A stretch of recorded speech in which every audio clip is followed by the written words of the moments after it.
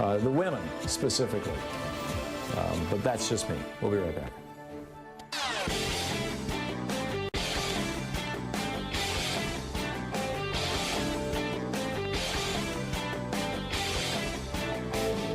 Hey, my new book is out, The Hidden History of American Oligarchy, Reclaiming Our Democracy from the Ruling Class. Want to know more?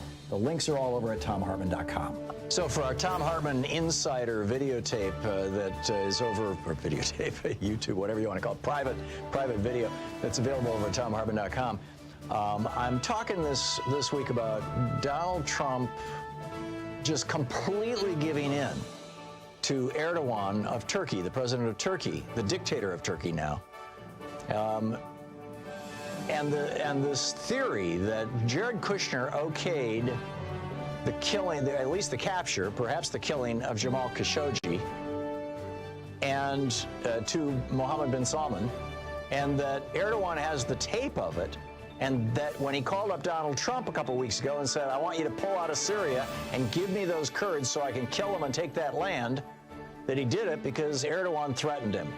And then Erdogan comes to the United States, a week or two later and gets a whole state dinner thing.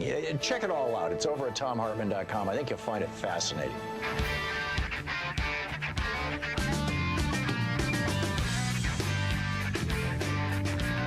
Welcome back. Thom Hartmann here with you. I noticed we just had another one of those dropouts. We have an engineer coming in this afternoon. We are going to figure out what the hell is going on here. My apologies again for the dead air to our radio stations. Tamara or Tamara, Tamara, I'm assuming, in Joplin, Missouri. You are on the air. Hey, Tom.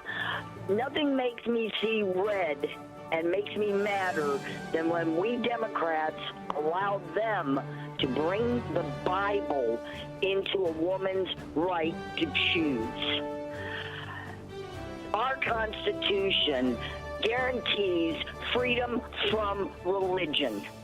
And when they bring religion, their religion and their Bible and their God into my life, they're violating my rights. Forced pregnancy is a form of slavery, using your religion to enslave a woman to have a baby. I saw a meme today, and it basically said, I went with my boyfriend today to get his vasectomy, and there was no one outside the clinic screaming that he was killing his children. Right. Yeah. And we Democrats need to not allow ever the Bible to be brought into a woman's rights to choose. Never, ever, ever. Yeah, I'm with you, Tamara. Thank you very much for the call. Charlotte in Tucson, Arizona. Hey, Charlotte. What's up? Hi, how are you today? Good. I had an abortion in my 20s. It was my decision. It was my human right. Nobody has the right to tell me what to do with my body because it was given to me by God. That's the only religion you can bring into this. This is my body. I don't put my hands on men's members, and they keep their hands off of mine. And that's the way it is. Thank you. Yeah. You're welcome, Charlotte. And I think you're one of about 25% of all women in America who have had an abortion, number one. And number two, there's an old joke that, if men could get pregnant, abortion would become a sacrament. And there's a lot of truth to that. Charlotte, Absolutely. Thank you for the call. It's great to hear from you. Thank you so much. Jesus in McAllen, Texas. Hey, Jesus, what's up? Hey, greetings from the Rio Grande Valley. I donated last week. No need to talk about that on the air, Jesus. I appreciate it, but that's for the Free Speech TV network. So, but what's up? What did you want to talk about? You are the smartest man on.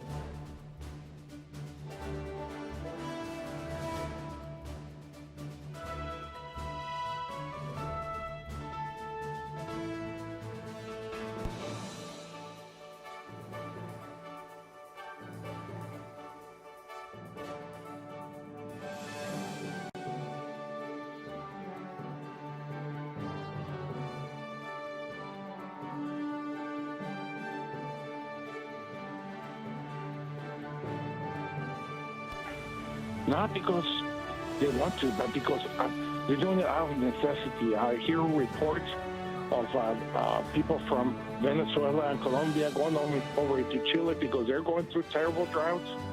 Yeah, we're seeing climate refugees. Yeah, Greta Thunberg. And there's going to be more. And we're going to start having climate refugees here in the United States. Hey, Sus, I've got to move along, but thank you for the call and thanks for your points. I do appreciate it. Pat in Washington, D.C. Hey, Pat, what's up? Hi, Tom. Thanks for taking my call. We had great conversations today. But listen, I just wanted to just piggyback on the lady that the Brit that called in and all haughty about Americans expressing, calling out racism where they see it. Now, and I understand what you said in terms of you have made benign comments that you didn't think were racist and people accepted them different ways. That's all well and good, but it is for the person who the comment was made toward to tell us what that felt like and how they interpreted that conversation. They were privy to it, not anybody else. And furthermore, the young lady also said that she stressed the point that, not only was it the family, but it was an institution. And so she was not allowed to seek help. So, her that point about getting Medicare and waiting for somebody to get me help I know. Yes. Yeah. Okay. I'm with you, Pat. Pat, I got to run. I'm sorry, but thank you. Your eloquence shines through. I appreciate it. It's the end of the hour. It's the end of the day. Thanks so much for being with us. We will be back tomorrow, same time, same place, and hopefully.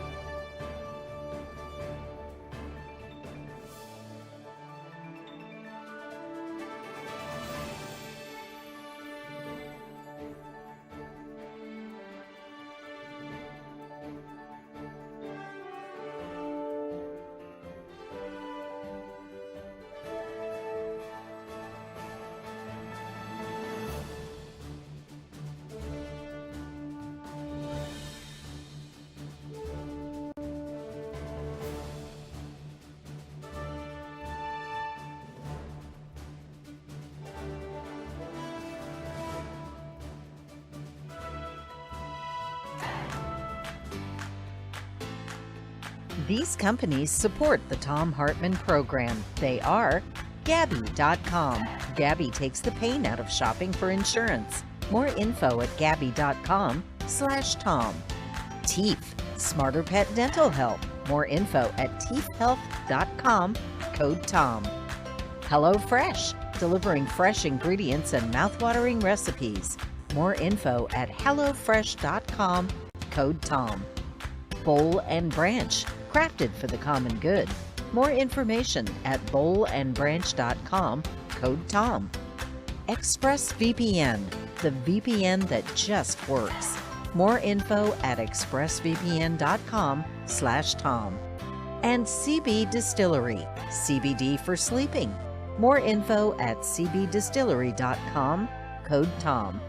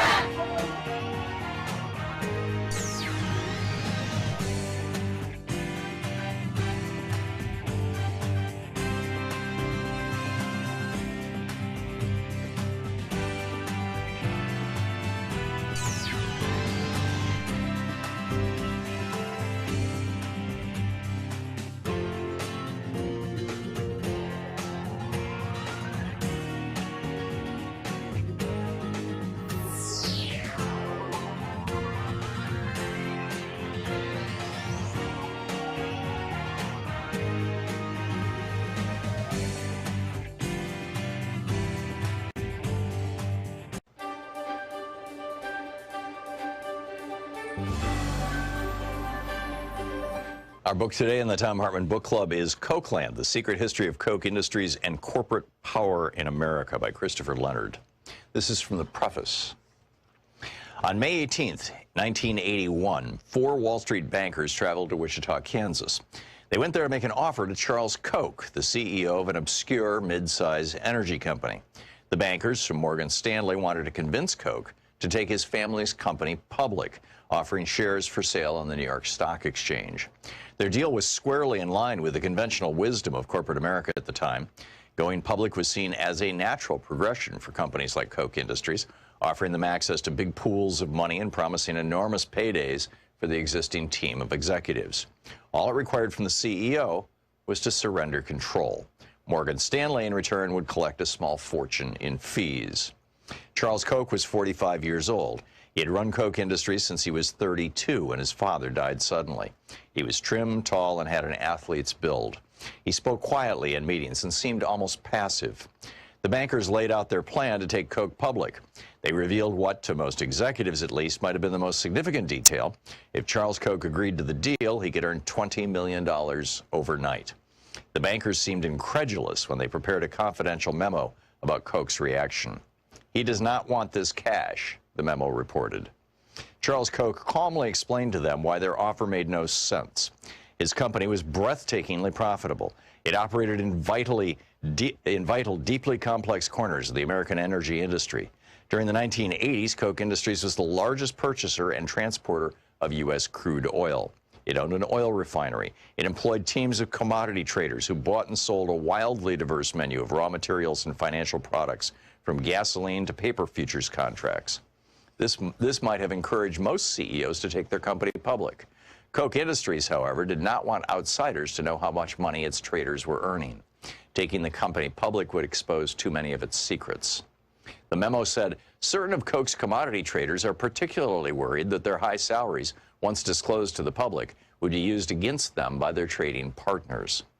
Secrecy was a strategic necessity for Koch Industries. Charles Koch did not want to surrender it. He also didn't want to surrender control. He had a specific, clear vision of how to run his company, and he didn't need Wall Street investors to interfere. If the bankers expected Charles Koch to go along with the conventional wisdom of their time, then they, like so many outsiders, did not understand him. Beneath his low-key veneer, Charles Koch was, at his core, a fighter. He had unmovable ideas about how things should be, and he did not back down when challenged. When he was challenged by his own brothers for control of Koch Industries, he fought them in a bitter legal battle that lasted decades. When he was challenged by members of a powerful labor union during his first years as CEO, he fought them even as they committed an act of industrial sabotage that nearly destroyed Koch's oil refinery. When the FBI and the U.S. Department of Justice launched a criminal investigation into Koch Industries' oil gathering business, Charles Koch fought them with every legal and political tool at his disposal. When a liberal Congress and President Barack Obama sought to impose regulations on the fossil fuel industry to control greenhouse gas emissions, Charles Koch fought them in ways that changed U.S. politics. In each of these fights, Charles Koch prevailed. When Charles Koch dismissed the bankers in 1981, it was just a small skirmish in the larger war to control Koch Industries. After prevailing in that fight, he created a company that was true to his vision. He avoided the snares that entangled many publicly traded companies that report their financial results to investors every 3 months. Koch Industries didn't have to think quarter to quarter. The company thinks year to year. An internal think tank and deal-making committee called the Development Group will sometimes think through a business deal on a timeline measured in decades. This long-term view made Koch more nimble where other companies stumbled. In 2003, for example, Koch Industries bought a group of money-losing fertilizer plants when no publicly traded company was willing to take the risk. Today, those plants are as profitable as a broken ATM machine that spews out cash around the clock. Unlike publicly traded companies, Koch Industries does not pay out rich dividends to investors. Charles Koch insists on reinvesting at least 90% of the company's profits, fueling its constant expansion. This strategy laid the foundation for decades of continuous growth. Koch Industries expanded continuously by purchasing other companies and branching out into new industries. It specialized in the kind of businesses that are indispensable to modern civilization, but which most consumers never directly encounter. The company is embedded in the hidden infrastructure of everyday life. Millions of people use Coke's products without ever seeing Coke's name attached. Coke refines and distributes fossil fuels, from gasoline to jet fuel, on which the global economy is dependent. Coke is the world's third largest producer of nitrogen fertilizer, which is the cornerstone of our modern food system. Coke makes the synthetic materials used in baby diapers, waistbands, and carpets. It makes the chemicals used for plastic bottles and pipes. It owns Georgia Pacific, which makes the wall panels, beams, and plywood required to build homes and office buildings. It makes napkins, paper towels, stationery, newspaper, and personal hygiene products. Coke Industries owns a network of commodities trading offices in Houston, Moscow, Geneva, and elsewhere, which are the circulatory system of modern finance. This is the Thom Hartmann Program. Well, the news is just relentless. Happy Thursday. H.R. 8 just passed. This is a piece of legislation that would require a background check for every firearm purchased in the United States. This is just entirely reasonable. And the FBI has this system where the background checks are almost instantaneous. But there's all these loopholes that Republicans have carved into the bill over the years that have allowed mass shooters, school shooters, and generally insane people to get all the guns they want, even outside of the system and with no oversight. 8 Republicans actually voted for this. 8 Republicans voted yes, 1 Democrat voted no. At this moment, I don't know who that Democrat is. I haven't seen the vote posted, but when we find out, I'll let you know. And the 8 Republicans. We should tip their hat to them. In the second hour of our program today, Professor Richard Wolff is going to drop by. There's a fascinating story out. Actually, there are multiple stories around this about how there's this rising food shortage around the world, in part, or in large part, actually, the consequence of global warming. It's changing growing patterns around the world. And the result is food prices are going up. And, what's the connection between that and politics and revolution and countries failing and, but basically, how does an economist look at those kind of things in the context, a politically savvy economist like Richard Wolff? And in our third hour, Kevin Kamps is going to be with us. And Greg Palast. I'll bet you didn't know that Greg Palast actually did investigative reporting on Fukushima. This is the 10-year anniversary, and Kevin Kamps has some shocking new information. We'll get into all that in our third hour today. So that's basically, who's on and what's up. I want to start out with the piece that I wrote on our free blog over at hartmannreport.com today. Every day I try to essentially summarize at least one of the things that I talk about on the show and put it on the blog, although I'm also doing these on Saturdays and Sundays. And we moved everything off Medium. Well, it's not, the content that was there is still there, but, people had to pay to read stuff on Medium. So Hartmann Report, you don't have to pay to read it. Anyhow, so it's all at hartmannreport.com. And the title of it is The Real Cancel Culture Scheme by Republicans Revealed. And this is what I just don't get, how the media has missed this. Right? How is it possible that, for 3 weeks now, we've been having this hysterical conversation in the media. And I'm not just talking about Fox News going off on Mr. Potato Head and Dr. Seuss. Literally for 2 weeks, every single day, sometimes as many as 70 and 80 mentions or segments per day. But right across, I heard it on NPR, right? What's up with Dr. Seuss? So, the media is all over this cancel culture thing, but how are they missing the real cancel culture that's actually happening right in front of our face? The Republicans just spent the last month trying to cancel any support to Americans, the tens of millions of Americans who have lost their jobs because of the way that Trump handled the COVID crisis, the pandemic. The Republicans have been trying to cancel every effort to get extra unemployment benefits or stimulus money or anything to the American people. Why isn't that being referred to as cancel culture? When it finally came to a vote, not only did the Republicans try to cancel that legislation with every procedural move in the book, including Ron Johnson having the entire bill read by the clerks of the Senate out loud, a process that took 10 hours to slow it down and try to cancel the legislation. But then Every single Republican in the Senate voted to cancel it. And now Rick Scott is literally, Senator Rick Scott, the guy who, you know, when he was in the private sector, ran this big hospital chain and that he was the CEO of, who was convicted of the largest Medicare fraud in the history of America. He took his hundreds of millions or millions of dollars that he made from that gig, basically bought himself a Senate seat in Florida. Well, first of all, bought himself the governorship and then ran for the Senate. Now he wants to be president. I guarantee you, Rick Scott is going to be in the Republican primary in 2023. You are going to see Rick Scott there. He's smart. He thinks he's good looking. He's bilingual. He speaks fluent Spanish, and he's got more money than God. And so anyhow, Rick Scott is reaching out to governors, Republican governors across the country, saying, don't take any of that money. Weirdly, Ron DeSantis, the governor, the Republican governor of Florida, is going, what? I want that money. And here's another weirdness around this. Republican Senator Roger Wicker just tweeted out a brag on how the COVID relief bill legislation is going to help restaurants in Mississippi. He represents Mississippi. When he voted against it, and he trash talked it on the floor of the Senate. But that's just the beginning. Republicans have been trying to cancel the minimum wage ever since it was enacted in the 1930s. They've successfully canceled any increases in it for over a decade. Republicans have gone out of their way to try and cancel Americans' health care. They've been on a Jeremiad against Obamacare, trying to cancel Obamacare. They took that all the way to the Supreme Court twice.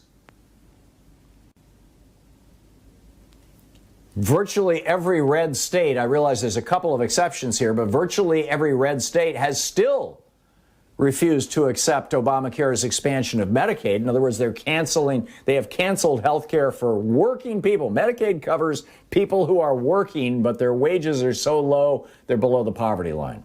And they therefore don't qualify for Obamacare or for the Obamacare subsidies. This was the Obamacare subsidy. Supreme Court blew that up. And so as a result, well over half of the red states are saying, no, we're going to cancel your health care if you're working for $7 an hour and you're working 50 hours a week still, and you don't make enough money to qualify for Obamacare. Tough luck.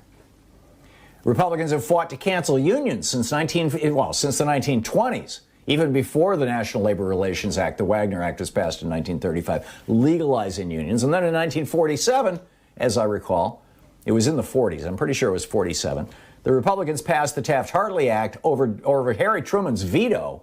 He vetoed it. They overrode his veto. The Taft-Hartley Act gives individual states the right to cancel unions. Virtually every red state, I think every red state, I could be wrong, but I'm pretty sure every single red state, and a few of the purple and blue ones even, have taken them up on that and canceled unions in their states, which has crashed union membership in America from a third of all workers when Reagan came into office in 1981 to fewer than 6% of the private workforce right now. Republicans have been working aggressively to cancel educational opportunities for Americans. Now, this hasn't always been a Republican shtick. When Dwight Eisenhower was the Republican president of the United States back in the 1950s, he built brand new schools all across America. I went to one in 1956 when I went to first grade. Brand new school. That was Eisenhower. Everything changed, though, when Reagan came into office in 81. He put Bill Bennett in charge of the Department of Education. He was the education secretary. Bill Bennett, the guy who famously said, you could abort every black baby in this country and your crime rate would go down. Yes, that Bill Bennett. He was in charge of the education department. And you could draw a straight line from him to Betsy DeVos trying to cancel public schools all across America to replace them with for-profit private academies. Republicans have been working since the 1980s to cancel a woman's right to choose an abortion. And in many states, they've tried to cancel women's rights to even have access to birth control. Most recently, Republican State Representative Brian Slayton introduced legislation into Texas that would cancel women's lives for having an abortion, give them the death penalty. We talked about that yesterday. Republicans have been trying to cancel workplace political and social rights for women for 98 years. It was in 1923 that Alice Paul wrote the Equal Rights Amendment, which passed in 1972, passed Congress. It had to be ratified by 3/4 of the states. That happened 6 months ago, and a federal judge said, too late, you got to start over. There's more. I'll share with you right after the break. But the real cancel culture is the Republican Party. Why isn't anybody talking about this? This is the Thom Hartmann Program. Back with the rest of the cancel culture, your calls, and there is a huge pile of other news for the day, too. Stick around.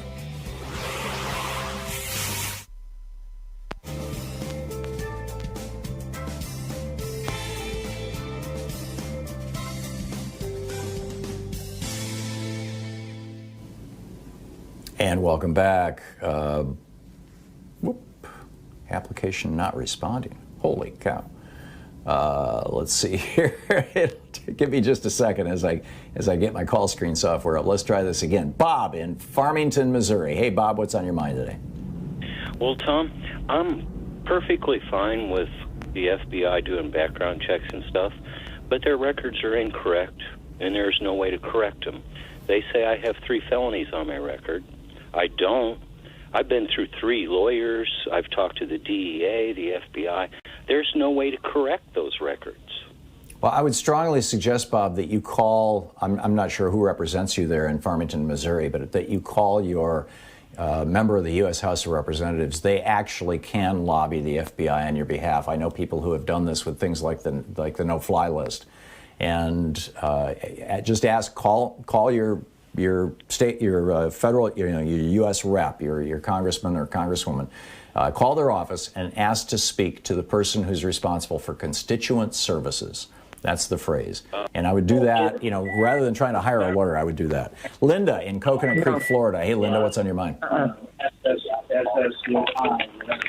Linda, I'm sorry, you have to listen to your telephone, not the radio, because there is a time delay. So that if somebody drops a bad word, we can dump them. Anyhow, here's my list of the Republican agenda as I'm reading it right now. And well, actually, let me just pick up another call here. Don in Sheridan, Iowa. Hey, Don, what's on your mind today? Yes, Tom. Now, I haven't heard you talk. Maybe you have, but when Trump was in office, the Federal Reserve was kept pumping up the trade market, the stock market. Is that what's That's happening correct. there, and what will happen if Biden doesn't keep doing that? And I'll take it. That's a offline. really Thank good you, Tom. question, Don. Yeah, no, it's a very, very good question. One of the things that we know is that and thank you, is that when Trump was president, the Fed chair, Jay Powell, who is still the Fed chair, by the way, when Trump was president, the Fed chair basically created $7 trillion out of thin air and used that money to buy corporate bonds. In other words, to loan money to big corporations. And these were all publicly listed corporations, giant corporations.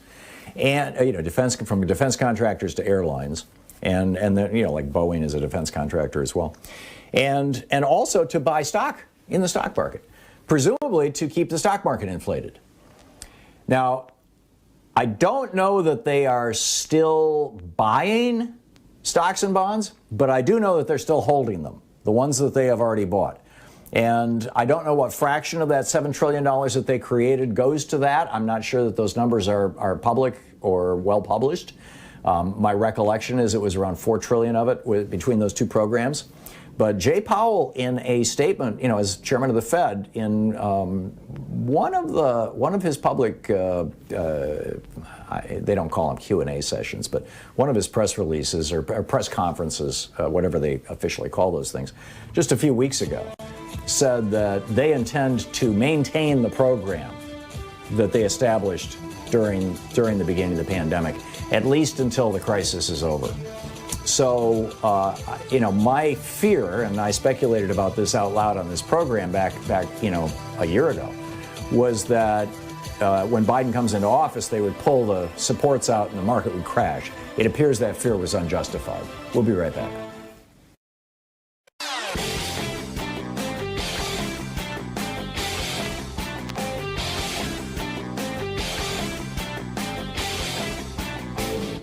Share the Thom Hartmann Program with your friends. We're available on SiriusXM, Free Speech TV, Pacifica, commercial stations nationwide, YouTube, Twitter, Facebook, on the Thom Hartmann app, and you can even tell your smart speaker to listen to the Thom Hartmann Program. So what makes Trump supporters Trump supporters? Good question, right? Well, Psychology Today did a deep dive into a whole bunch of literature on this and a number of studies and concluded that there were 5 characteristics that crossed right across virtually all Trump supporters. I do a deep dive on these on our video over at thomhartmann.com for the supporters of our program today. But here's essentially what it says. Number 1, they are authoritarians, by and large authoritarian followers. They want a strong father figure to make them feel safe. Number 2, social dominance orientation. They believe in a caste system and they think they should be in the top caste. Number 3, prejudice. They view people of other races poorly. Number 4, intergroup contact. Most of them have never experienced significant contact with people of another race or people, deeply different than them. And number 5, relative deprivation. They feel like they've been screwed. They're not sure why. And Trump tells them, oh, it's those brown people. It's all over at thomhartmann.com.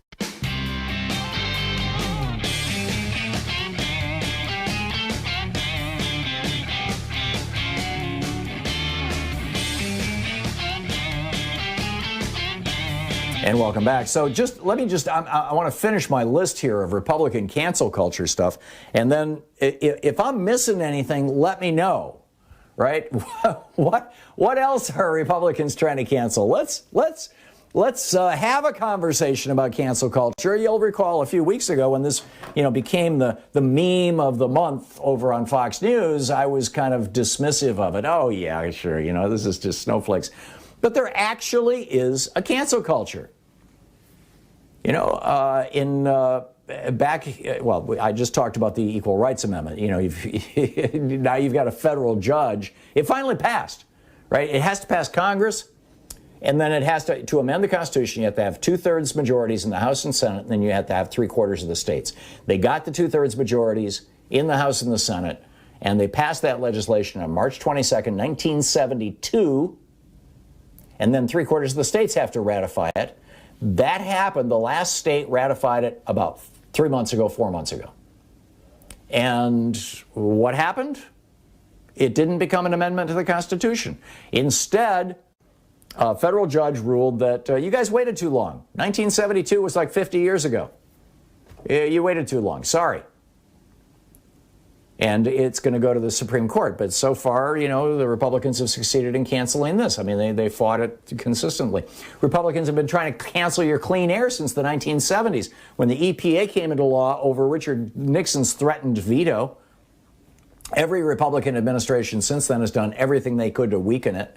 Since 1972, when Richard Nixon did veto the Clean Water Act, although Congress overrode his veto, they've been trying to cancel your right to free water or to clean water.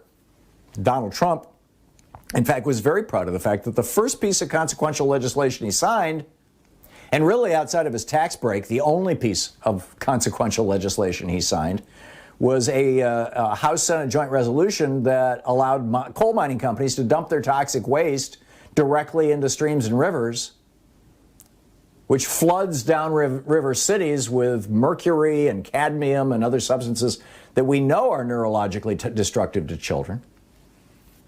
Pretty much every Republican legislator alive today has spent pretty much their entire political career trying to cancel the right of LGBTQ Americans to get married. And at the state level, there have been hundreds of attempts to even go beyond that and say that gay married couples can, they're trying to cancel adoptions. They're trying to cancel foster parenting for these folks.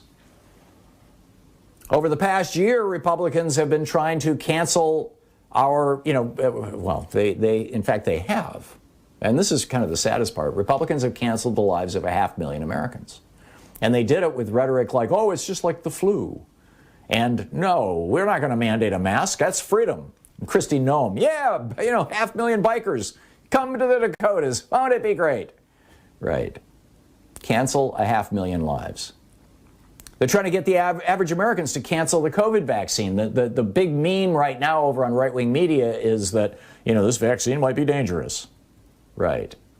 The governors of Texas and now, I don't want to say if I'm not absolutely accurate, but there are several states now that have canceled the mask mandates. Texas is the most famous with Greg Abbott. So they canceled the mask mandate, and they're going to cancel the lives of thousands of their citizens. People are going to die because of this. And they're also, canceling the ability of many small businesses to run in with any kind of efficiency. You've got people who own restaurants and bars whose employees don't want to get COVID. They don't, and even if they're young and healthy, they don't want to take it home to family members who might not be. And so those restaurants and bars have been really happy that they can say, sorry, you can't come in here without a mask. And now, because of what Greg Abbott did, they can say that, and people will say, screw you, and they're having to become the mask police. In Oklahoma, the Republican-controlled House of Representatives yesterday tried to cancel the lives of Black Lives Matter protesters.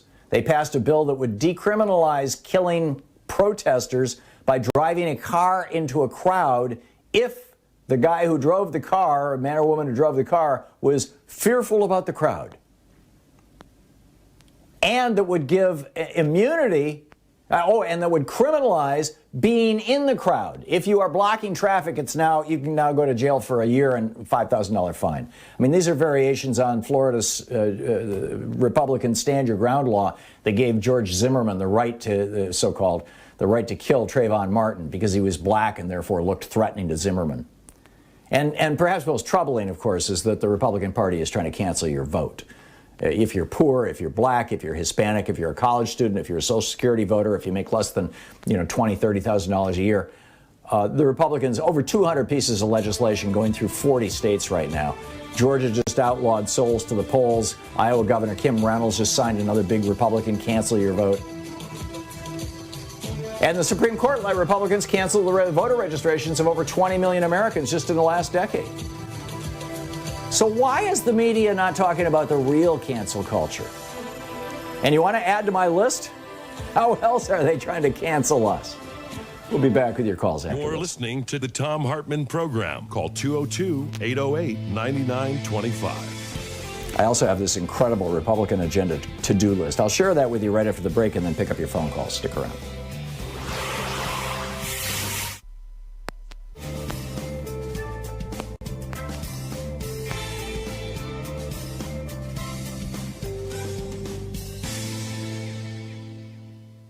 It's Thursday and Free Speech TV needs your help. Please call now, 877-378-8669. This is a tough time for Free Speech TV. In fact, it's been really the last year or so has been very, very difficult in terms of fundraising for fairly obvious reasons. People are just tapped out from trying to reclaim democracy. America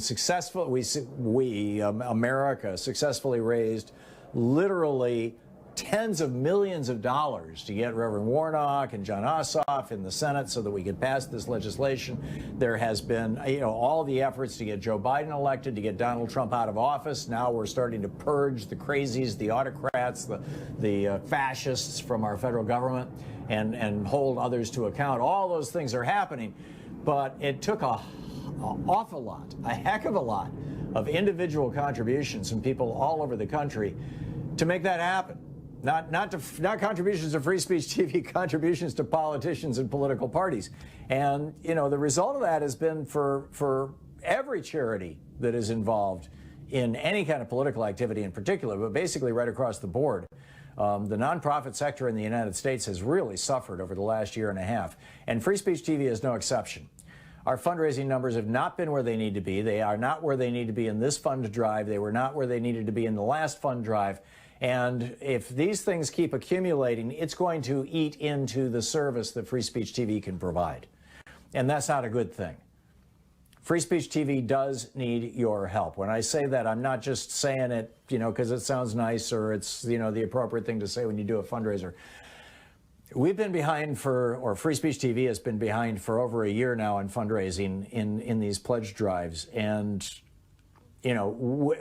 obviously this week, there's been a big emphasis on growing our base, on having our viewers, that's you, please become evangelists for the network and tell your friends about it and, get people excited about it and get the word out there and all that sort of thing. But in addition to that, we also need your contributions. And even smaller contributions, in fact, particularly small contributions, make a big difference. They really do, because they're distributed over a large number of people, and ultimately that does add up to enough money to keep this network on the air. So please call now, 877-378-8669, and help Free Speech TV through this rough patch in the road. It's pretty urgent. It really and truly is. 877-378-8669 is the telephone number. Of course, you can donate over at freespeech.org as well. Please don't stop telling your friends about it. I noticed earlier today, I liked a couple of tweets from people. In fact, one of them was the first time I'd ever seen that person tweet anything, and they tweeted hashtag Free Speech TV, or maybe it was at Free Speech TV, as a way of plugging Free Speech TV. I really appreciate that. Thank you for that. Mentioning Free Speech TV in social media, on Facebook, talking about it to your friends. These are important things. This, getting the word out, it's really important stuff, because as we grow our viewer base, we also simultaneously are growing our donor base, and that needs to happen. And frankly, there are some people who have largely stopped watching political programming in the last couple of months because they figure the crazy man is out of the White House. We don't have to worry anymore. We don't have to think anymore. Everything is good. Democracy is safe. Well, here's the news.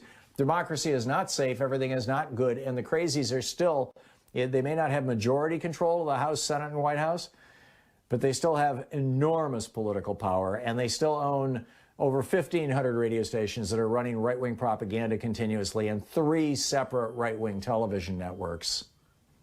And then there's us. Free Speech TV, the little engine that could, all alone, all by ourselves, depending on you. So please call now and help out. 877-378-8669. With the $20 gift, there's the Thom Hartmann University bumper sticker and the Wildflower Seed Pack. With the $50 gift, the Free Speech TV webcam cover, or the new Free Speech TV tote bag. With the $75 gift, there's the official Thom Hartmann Program mug, suitable for as a collector's item, or the Free Speech TV hat, the official Free Speech TV hat. With the $100 gift, you get 2 official Free Speech TV face masks. With a $120 gift, you have your choice. There is the Grow Social Change box, which is the Wildflower Seed Pack, the Windowsill Herb Garden, which I'm really excited about, the new tote bag, and the Free Speech TV branded sunglasses. With a $120 gift, there is also, you have your choice of these things. You can have that change box, or the Ask Me About Free Speech TV t-shirt, or a copy of my book, The Hidden History of American Oligarchy, autographed by me, by the author.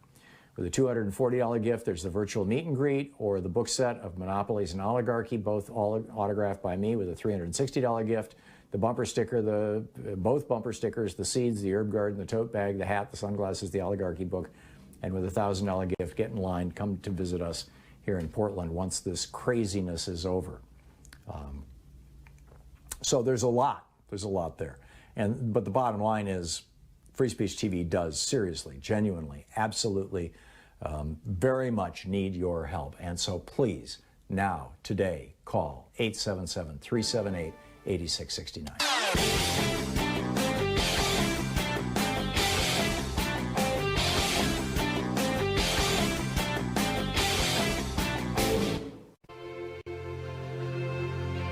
This week on The Science Revolution is Neil deGrasse Tyson. He's here about his new book, Cosmic Queries, Star Talk's guide to who we are, how we got here, and where we're going. We'll be talking about what is life on Earth and in the universe? How did the universe get to be this way and not some other way? What is the universe made of? Plus, we get into how will the Earth end? Doomsday volcanoes, meteors, the death of the sun, and the collision of galaxies? So tune in for this in-depth conversation with Neil deGrasse Tyson on The Science Revolution, wherever fine podcasts are available.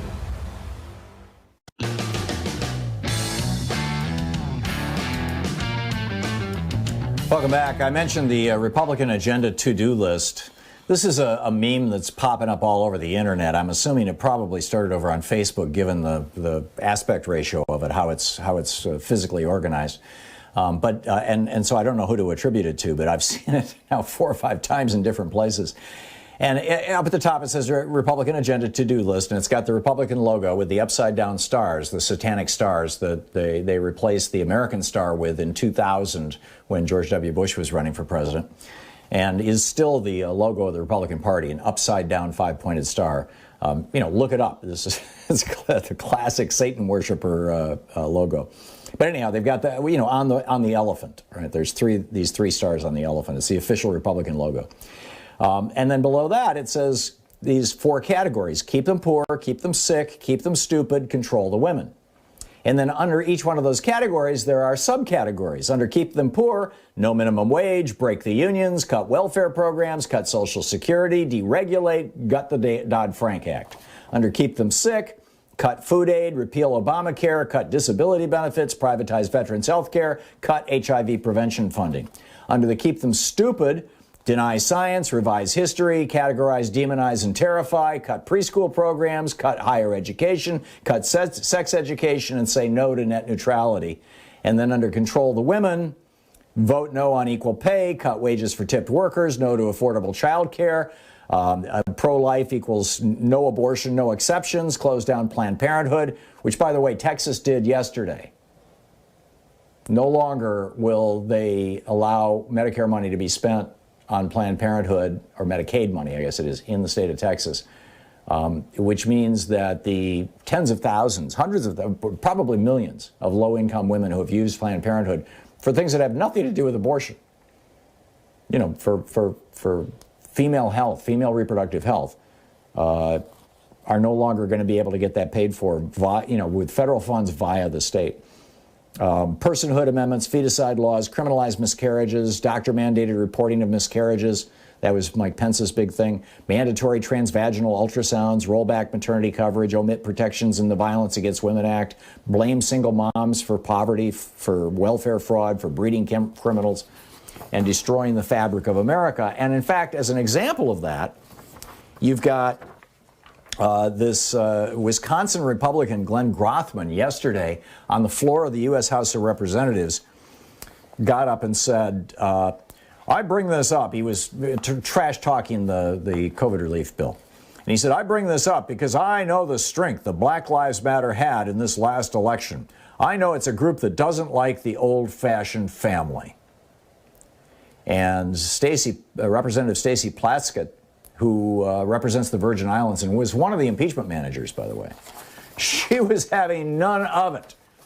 She got up and she said, how dare you say that Black Lives Matter, that black people do not understand old-fashioned families, despite some of the issues, some of the things that you put forward that I've heard out of your own mouth on the Oversight Committee in your own district, she said.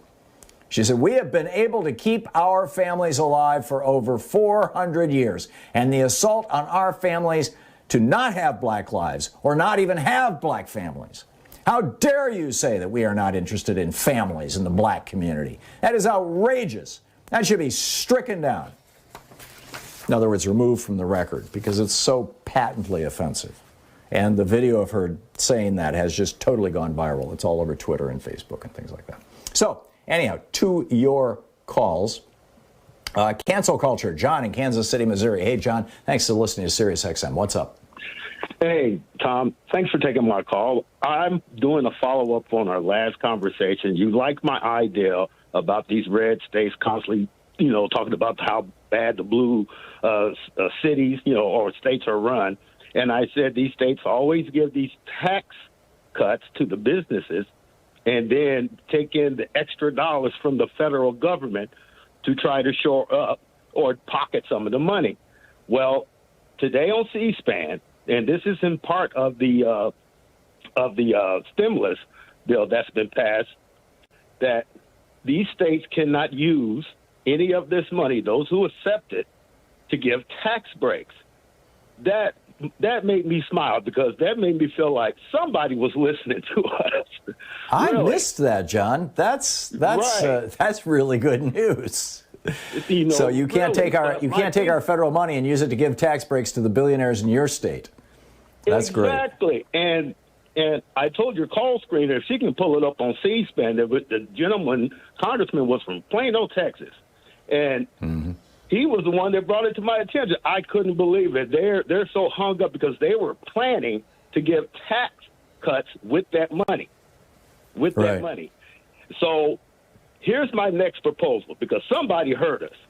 The Democrats need to write up their own tax bill, and like Paul Ryan did. And they need to put that provision for any money that is allocated, especially to these poor red states who take in more than they give out. You cannot use this money to give tax relief to businesses. Right. Would you agree? Right. Yeah, I do agree. And if you're going to give tax relief to businesses, and particularly small businesses, frankly, I think right now probably could use any help they can get, even if it's in the form of a temporary tax cut. It shouldn't come at the expense of federal COVID bailout money, basically relief money. This is the equivalent of, coming in and helping a city rebuild after a natural disaster, helping rebuild New Orleans kind of thing. And that money should not be used for tax breaks for giant corporations. I am totally with you. Thank you for that. Pauline in Los Angeles. Hey, Pauline, thanks for listening to KPFK. What's up? Hey, Tom. Regarding cancel culture, Liz Cheney, Keegler, is that his name? And then Toomey, and biggest of all, Pence. So any Republican that criticizes or votes in any way against Trump, they get censured, they get, tried to attempt to be recalled, and then Pence, they tried to kill him. So to me, that's the biggest. And then all Democrats for the last 40 years plus, So what you're saying is that even within the Republican Party, this cancel culture goes to Republicans who don't fall into line, like Liz Cheney. They're trying to cancel her. That is brilliant. Pauline, that is cancel I think you nailed it. You bet. Thank you very much. That's a good one. Thank you, Pauline. William in Chicago. Hey, William. What's up? Hey, Tom. How you doing? Good. The last few weeks, the general public, we're starting to learn some of the stupid, archaic rules that the Senate has just to get anything passed. You mean like using the filibuster to cancel legislation? Well, that's the main one, but there's a lot of other silly ones, too, we're starting to learn, like Ron Johnson making people read the bill. Like, why couldn't Chuck Schumer tell Ron Johnson, here's the bill, knock yourself out, you read it. And if you don't, we're not getting your vote anyway, so you read the thing. Yeah. But anyway. Well, Marjorie Taylor Greene did the same thing yesterday in the House of Representatives. She demanded that there be a vote on whether to adjourn the House at that particular moment. And she's done this 3 or 4 times now. And the House rules say that if any member calls for adjournment, there has to be a vote. And so that just shut everything down for a half hour, an hour, so that there could be a vote on whether to adjourn the House. Actually, it didn't take quite that long. I think they got it done in about 20 minutes. But Nancy Pelosi is talking about amending the Senate rules to get rid of that. Or the House rules, excuse me. But the filibuster is part of the Senate rules. Did you have a specific question about the filibuster, William? Yes, I did. You yourself, I think you need to do a better job of explaining how the Republicans can succeed. Say they do talk, and they have the 41 minority senators sitting there. How long do they have to talk? And how long do the 41 senators have to sit there? And then, is it an hour? Is it 24 hours? And then... You're talking about my proposal as opposed to what is right now?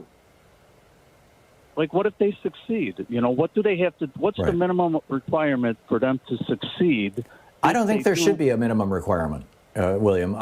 First of all, right now, if Rick Scott wants to filibuster a piece of legislation, all he has to do is send an email to Chuck Schumer saying I object. That's it. And then all of a sudden Chuck Schumer has to get 60 people, to come out and overcome Rick Scott's objection. That's how it works right now. What I'm suggesting is that if we're doing the 60-40 thing, that's fine. Let's have a requirement that 40 objectors stay on the floor and one of them be speaking continuously. And when they no longer are speaking, then the vote happens. And the reason why I don't think you need a time limit on that, which is what I think you're asking for, is that as that talking filibuster progresses, one of two things is going to happen. Either, and it's going to be a Mr. Smith goes to Washington moment either way, either the American people are going to start watching and paying attention to this, particularly after they've shut the Senate down for 6, 8 hours, 10 hours, 12 hours, 24 hours, 2 days, because this filibuster will prevent any other business from happening. So either the American people are going to get so unhappy about that filibuster that they're going to start yelling at those senators, and the senators will say, okay, we give, have your vote. Or the American people are going to say, yeah, we like this, and the majority is going to get on board, which is where Democrats could use that filibuster to their advantage in the future. William, thank you for the call. It's 45 minutes past the hour. You're listening to Thom Hartmann. Visit thomhartmann.com for audio and video archives. Cancel culture, among other things, here today. Stick around. We'll be right back.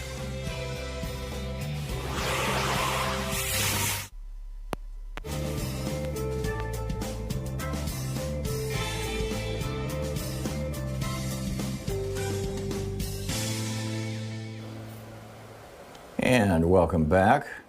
And let's see here. Chaz in Lakewood, Washington. Hey, Chaz, thanks for watching us on YouTube. What's up? Hola, amigo. It's another great day to be a citizen of the world again, is it not? I think. It seems. We are. Trust me. I just got a report. But I wanted to talk about how the right is always accusing the left of a cancel culture. And I'm going to give you maybe a half a dozen examples, take maybe about 30 seconds, where the right is clearly trying to change, for instance, the Constitution, like the Emoluments Clause. Did we try to change that? Cons want to kill the post office, mandated in the Constitution, Article 1.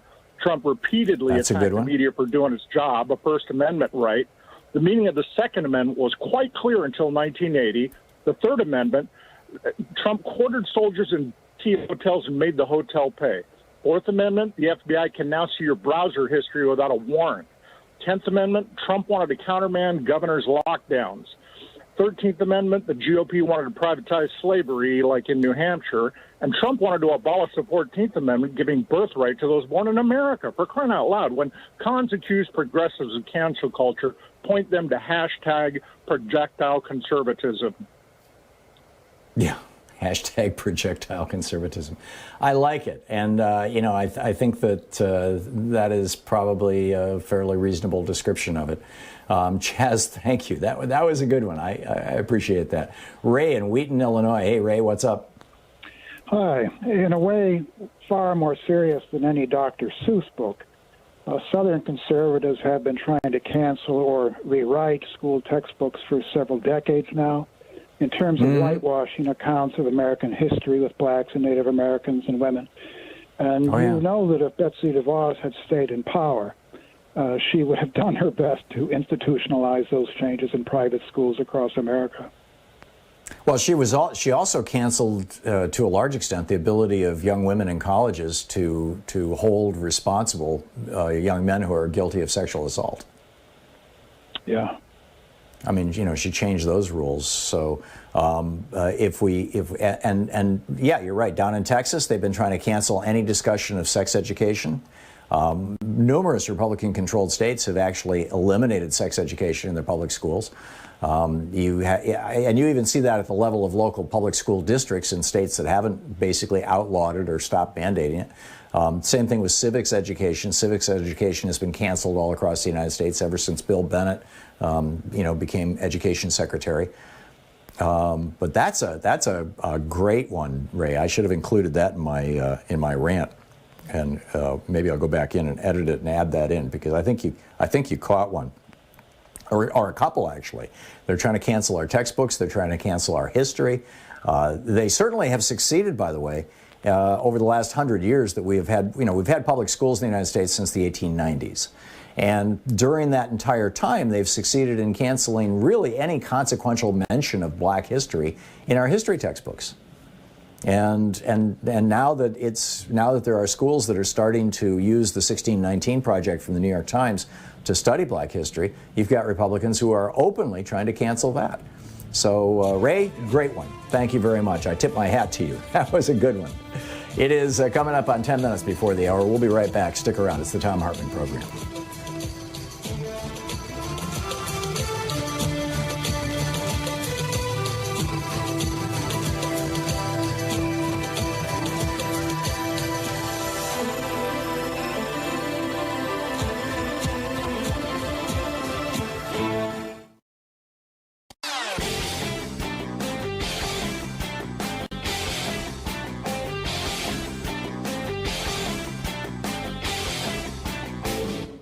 The Hidden History of Monopoly tells how Robert Bork, yeah, that guy from the Reagan era, transformed corporate America and destroyed the American dream. So we have a new video over at ThomHartmann.com for the folks who support our program. It's about two people you probably never heard of, Isabel Cairo and Jay Sim. They are economists with the Federal Reserve.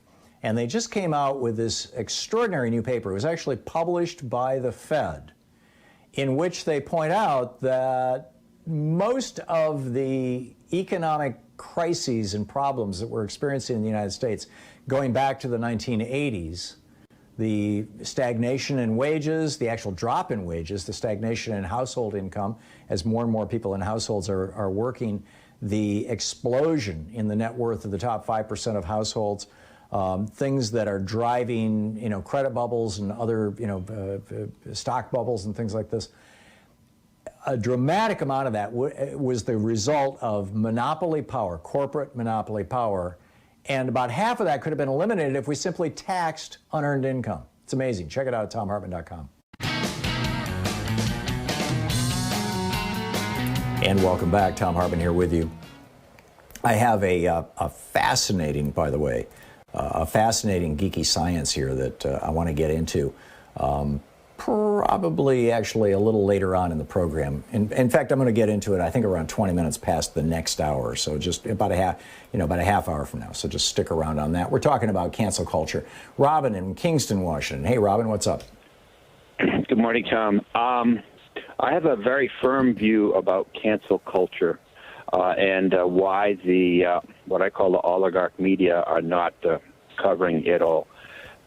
Cancel culture is censorship. Stop. Period. Okay? And a lot of censorship is needed for the oligarch media and Facebook and YouTube and others who are just doing the scrubbing of content to be able to continue what I consider to be misinforming or under-informing the public. Let me give you an example of that, Robin. And then I'll toss it back to you. In the 1890s, we got our first public schools in the United States as a result of Horace Mann's efforts, and that was in the Boston area. And by 1910, 1920, public schools had spread all across America. And, we've always taught history. But I would argue that literally from 1890 to today, or until the last 2 or 3 years, we have canceled any discussion of actual black history in our elementary and secondary schools. It didn't exist. Or if it did, it was marginal, or if it did, it was, as my kids learned in the South, it was the War of Northern Aggression and all those happy slaves down there and all that kind of stuff. And so, they canceled the history of black people. And now that you have schools that are trying to use the 1619 Project from the New York Times and the books around it as, course curricula for studying the history of, black history in the United States, you've got states that are trying to cancel that. They're trying to outlaw it. Back to you, Robin. Well, I agree with you about the educational aspect, and you can certainly put in they've canceled the history of Native America. But, of course, we can catch up if you read Roxanne Dunbar Ortiz's book, Native History of the United States. I will give examples that the oligarch media has to hide from. Every December 7th, they have to kind of just cover up the information that Robert Stinnett has put out in his book about Pearl Harbor and FDR knowing too much about it. JFK, which is you are very, very familiar with, and is another good book out by, and then Martin Luther King. There's a really good book by William Pepper on Martin Luther King. Not going to mention 9/11. I used to know Dr. But Pepper. you and I agree on how Cheney used 9/11. Okay, that's what it is. So, Tom, this is the thing. This is cancel culture is censorship, and you know what? You and Lamar are next because you guys are crazy conspiracy theorist JFK truthers. So when we deal with cancel culture, Tom, Robin, I've got to move along, but because you're turning this into a rant, but I get it. Thank you, Bill in Clifton, New Jersey. Hey, Bill, what's up? Hey, Tom. I think the canceling started with Reagan when he canceled democracy. when he with told us that you should be afraid of the government, which is us, because we are a democracy, that I should be afraid of Thom Hartmann and the rest of the country. The Republican Party has been continuing that, and I think they're at their end. And I think they're canceling themselves because they have nothing to offer. And you know what? If we didn't have the Republican Party and it was just the Democratic Party would not exist because it would be the way the founders wanted it to be without any parties. And people would be voting progressively. They might have different points of view and things like that. But at least if there's two parties, they should be going towards progress, not at each other. I agree, Bill. And this is what James Madison wrote about in Federalist Number 10, and he was very passionate about it, about the danger of the rise of what he called factions and political parties along with them when they founded the Republic. And Dan Sisson wrote about this, and I helped with that book. It's called the American Revolution of 1800 by Dan Sisson with Thom Hartmann. And you're absolutely right. The founders wanted there to be one single party. Bill, I want to get another caller in here before the end of the hour. Carol in Valencia, California, also listening on Sirius XM. Hey, Carol, what's up? Hey, good morning, Tom. Yes, have you read White Trash? Yes. Yes. I think what we have to understand is when you are comparing, when you are analyzing the Trump followers, they are the reincarnation of Andrew Jackson's followers. They were the squatters, the indentured servants that were going out. Hang on just a second, Carol. That's the popular meme, but more than 56% of the people who voted for Donald Trump made more than $50,000 a year.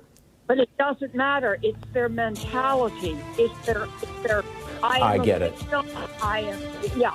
that victim. Yeah, I completely get it. Yeah, and that book, White Trash, lays that out very well. I'm sorry, I can't remember the author's name. Was it Anderson? Wonderful. Yeah. Yeah. Carol, thank you. Thank you so much. I appreciate the call. We'll be back. We're going to talk with Professor Richard Wolff next about food and economics. And we'll continue this conversation as we go through the hours here. You're listening to Thom Hartmann.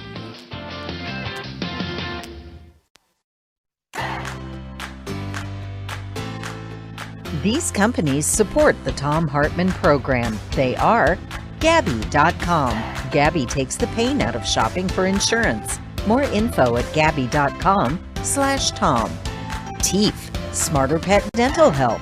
More info at teefhealth.com, code Tom. HelloFresh, delivering fresh ingredients and mouthwatering recipes. More info at hellofresh.com, code Tom. Bowl and Branch, crafted for the common good. More information at bowlandbranch.com, code Tom. ExpressVPN, the VPN that just works. More info at expressvpn.com/Tom. And CB Distillery, CBD for sleeping. More info at cbdistillery.com, code Tom.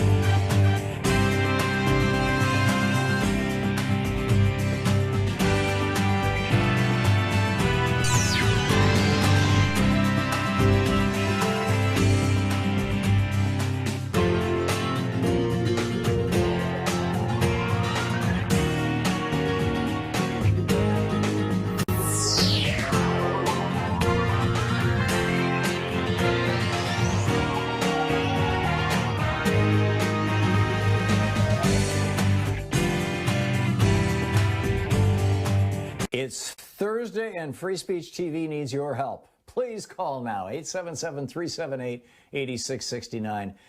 This is a tough time for Free Speech TV. In fact, it's been really the last year or so has been very, very difficult in terms of fundraising for fairly obvious reasons. People are just tapped out from trying to reclaim democracy. You know, I mean, America successfully raised literally tens of millions of dollars to get Reverend Warnock and John Ossoff in the Senate so that we could pass this legislation. There has been, you know, all the efforts to get Joe Biden elected, to get Donald Trump out of office. Now we're starting to purge the crazies, the autocrats, the fascists from our federal government and hold others to account. All those things are happening, but it took an awful lot, a heck of a lot of individual contributions from people all over the country to make that happen. Not contributions to Free Speech TV, contributions to politicians and political parties. And, you know, the result of that has been for every charity that is involved in any kind of political activity in particular, but basically right across the board. The nonprofit sector in the United States has really suffered over the last year and a half, and Free Speech TV is no exception. Our fundraising numbers have not been where they need to be. They are not where they need to be in this fund drive. They were not where they needed to be in the last fund drive. And if these things keep accumulating, it's going to eat into the service that Free Speech TV can provide. And that's not a good thing. Free Speech TV does need your help. When I say that, I'm not just saying it, you know, because it sounds nice or it's, you know, the appropriate thing to say when you do a fundraiser.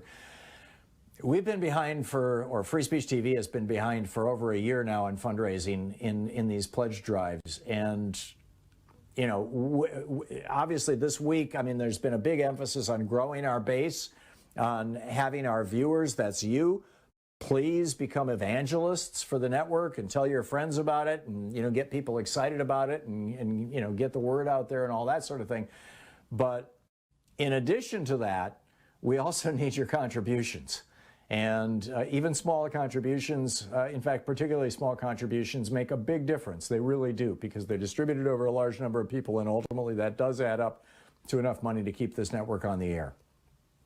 So please call now, 877-378-8669, and help Free Speech TV through this rough patch in the road. It's pretty urgent. It really and truly is. 877-378-8669 is the telephone number. Of course, you can donate over at freespeech.org as well. Please don't stop telling your friends about it. I noticed earlier today, I liked a couple of tweets from people.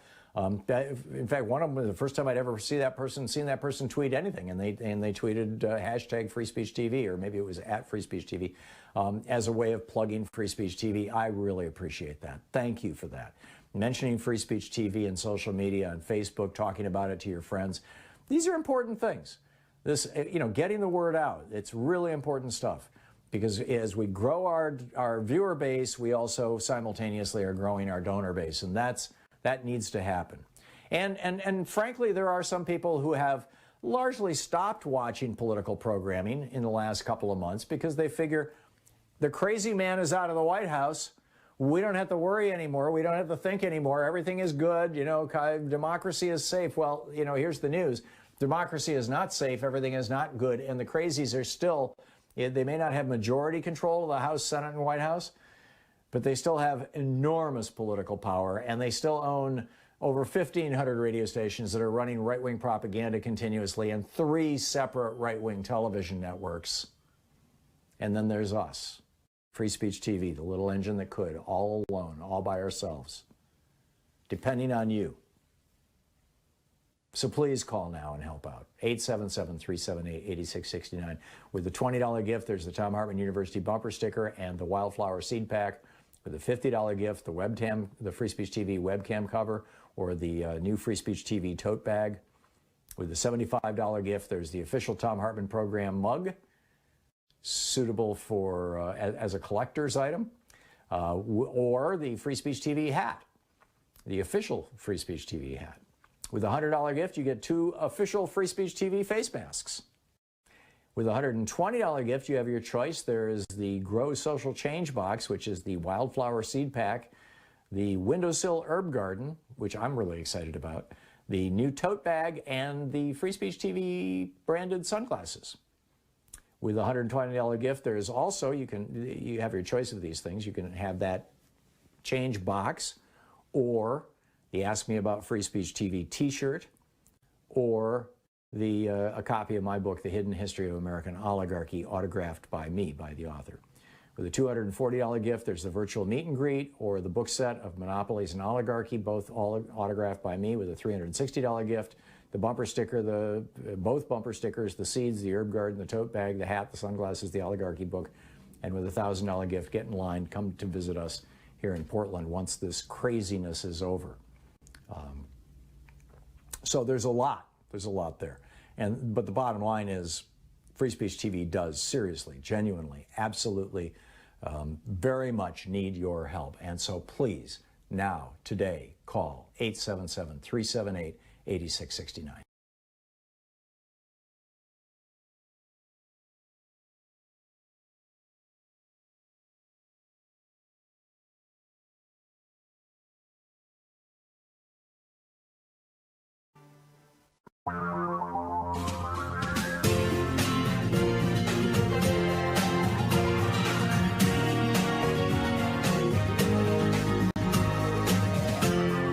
This is the Thom Hartmann Program.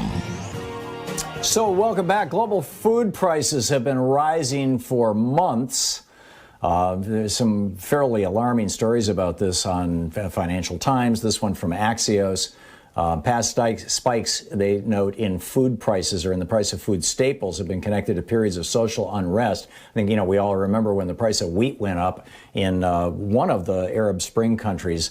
That led to that vendor catching himself on fire and tipping off the whole Arab Spring thing, or at least that was what was attributed to it. Global food prices rose 2.4% just in February, according to the Food and Agriculture Organization's Food Price Index.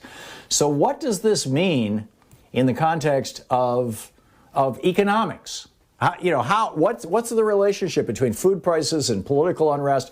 Professor Richard Wolff is not only a genius economist, but also an astute political observer and observer of these kind of macro issues.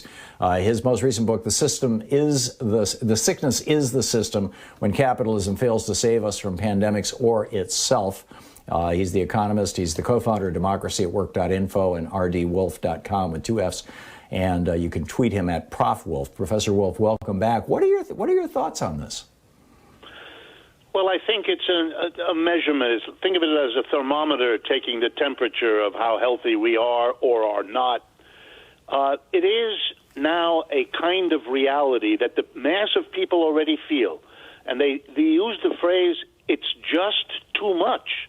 Whether it's COVID or the crash of our capitalist economic system or the fires in California or the cold weather collapse of the electric system in Texas, you have too many problems. And I haven't mentioned the Me Too movement or Black Lives Matter issues and police violence. You're seeing a society that has accumulated problems but constantly congratulates itself that it has made this or that progress, not understanding that progress is not enough. The progress has to be measured by and adequate to the level of the problem. And so here we have food.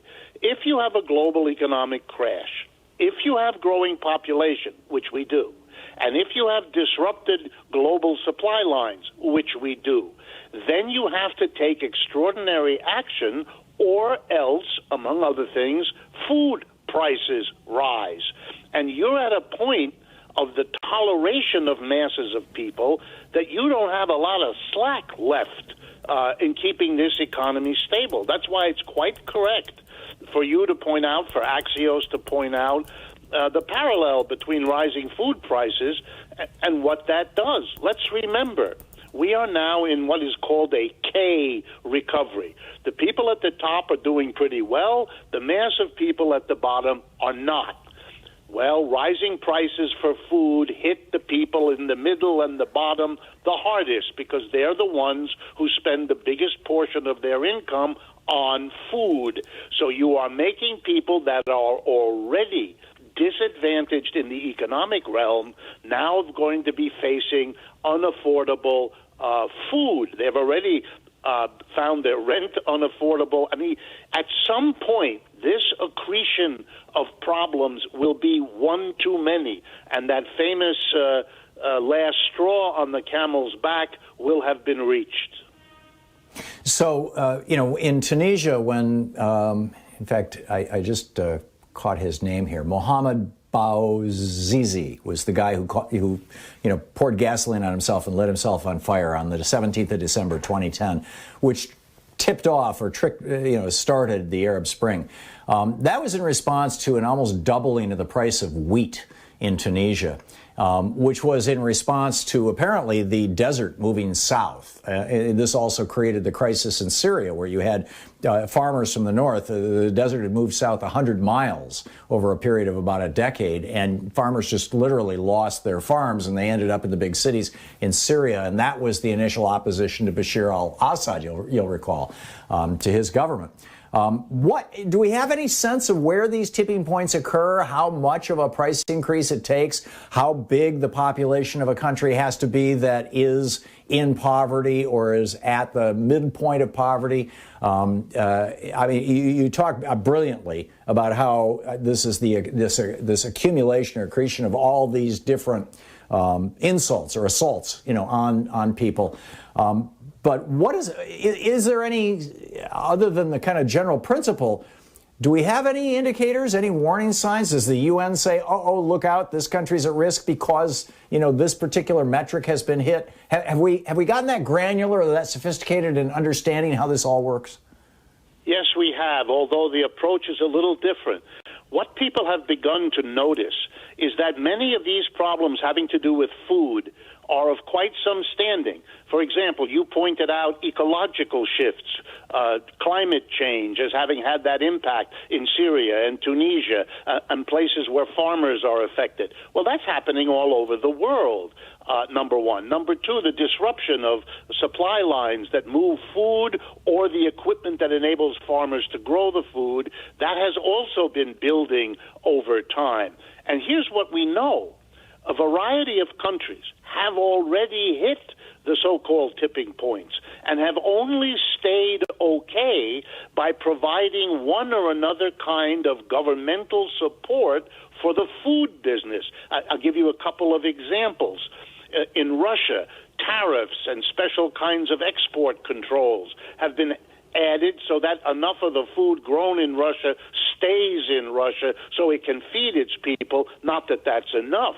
An even starker example is India, which has used an enormous amount of government resources in directly subsidizing the price of food because it otherwise would have become unaffordable, and millions, India is a very large country, of its poorest people, and it has an enormous poor population, would have been unable to afford enough food to eat. Even here in the United States, one of the components of the latest bill passed, the COVID relief bill, is to extend the availability of food stamps.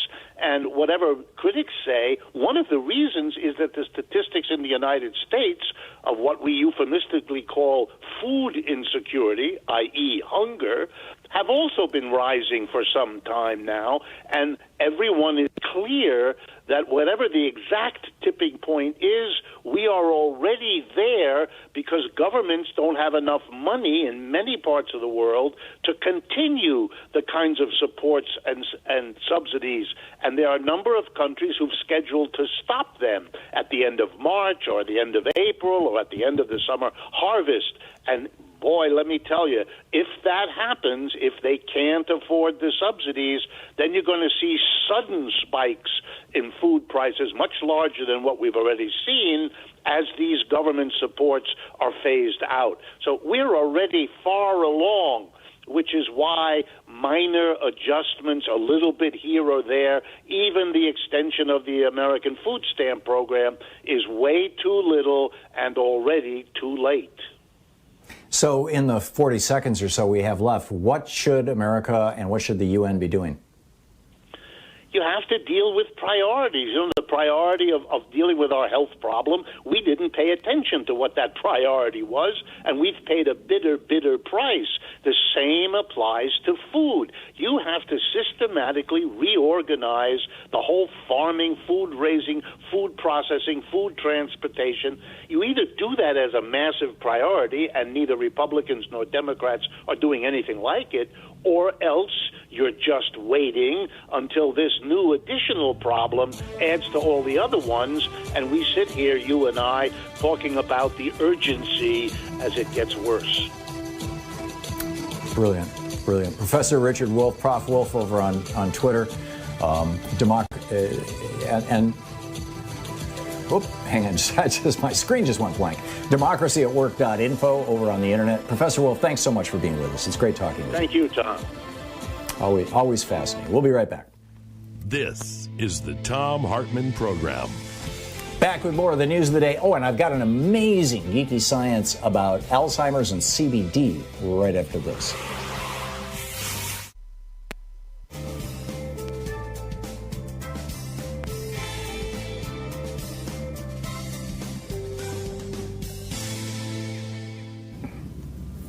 And welcome back. Debbie in Highlands, New Jersey. Hey, Debbie, thanks for watching us on Free Speech TV. What's on your mind today? I think that I'm trying to formulate this in my head, okay? Who do we blame for all of our issues? And I think we're not making progress because of the blame game / cancel culture. Okay. We're not making progress because each of us is blinded by our own needs and wants. Okay, out of fear for survival, human history is that of survival, just like any other part of nature. Right. Dominant. It's a great foundational premise, but. You're talking about who do we blame? What I'm seeing in the big picture, and then please respond to this, Debbie. But let me just lay this out: is that you have a bunch of cranky right-wing billionaires back in the 50s, 60s, and 70s who decided that they were paying too much in taxes, and government was trying to do too much, and thus their taxes were continuing to go up. So they created this program to get right-wingers on the court who would dance to the tune of the billionaires. They succeeded. The court said, okay, it's fine if billionaires throw money into politics. The billionaires got all these Republicans elected, and a fair number of Democrats as well, and radically cut their taxes and completely basically reinvented the American system. I totally agree with you, Tom. I agree totally with you. You could look at that as systemic. You could say, okay, this is the Supreme Court rewriting our laws and we need systemic change. Or you could look at it as we should blame those billionaires who have been funding this for years and years. Or you could look at it as we should be blaming these individual politicians in the Republican Party, as I was doing in the last hour. So how does that all fit in with your question of who do we blame? Okay, the problem, I'm a Democrat to begin with, okay? I've always been a Democrat. My family were always Democratic. And I've lived in different parts of the country. I'm not a young person, okay? I'm still functioning, all right? Me too. The problem I've absorbed over my life, and I haven't understood it, and I'm still trying to figure it out, is how do we survive? We're all afraid. Just like Professor Wolff was stating, if we don't absorb the magnitude of our human condition on this earth, because we have nowhere else to go, we're going to cancel ourselves eventually. Okay? Well, we're doing Everybody that. thinks they're going to survive. Listen to what I'm saying just for a moment, Tom, please. Sure. Okay? You have 40 Everybody seconds. thinks they can arrange a plan of survival for their family, themselves, and so forth. But what we don't understand is that we have reached a point on this earth here that if we don't figure out how to try to cooperate in some way where one group of people isn't squashed so another group can be totally dominant and happy with themselves and to hell with everybody else. Can we please get there? Yeah, I completely agree with you. It's a brilliant operating premise, and one. I mean, it's the essence of egalitarianism. It's what we need to be working for. I agree. Debbie, thank you. Very well said. I'm sorry, we're out of time. We'll be right back. Stick around.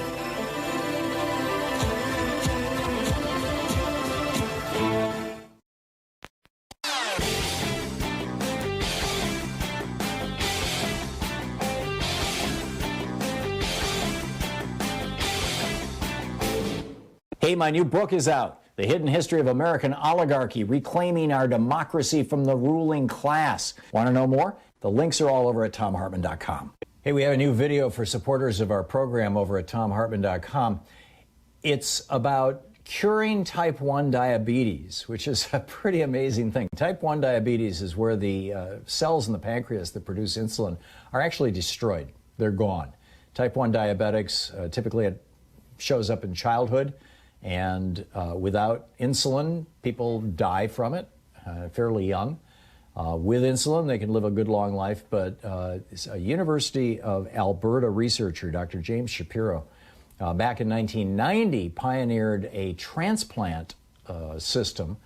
Now, the problem with that was that people had to use immunosuppressive drugs for the rest of their lives because they had just gotten, a partial pancreas transplant from another person. But now he's successfully on mice worked out a way of actually curing type 1 diabetes. We can't do it legally here in the United States, but they're doing it in Canada. It's amazing. You can check it out at thomhartmann.com.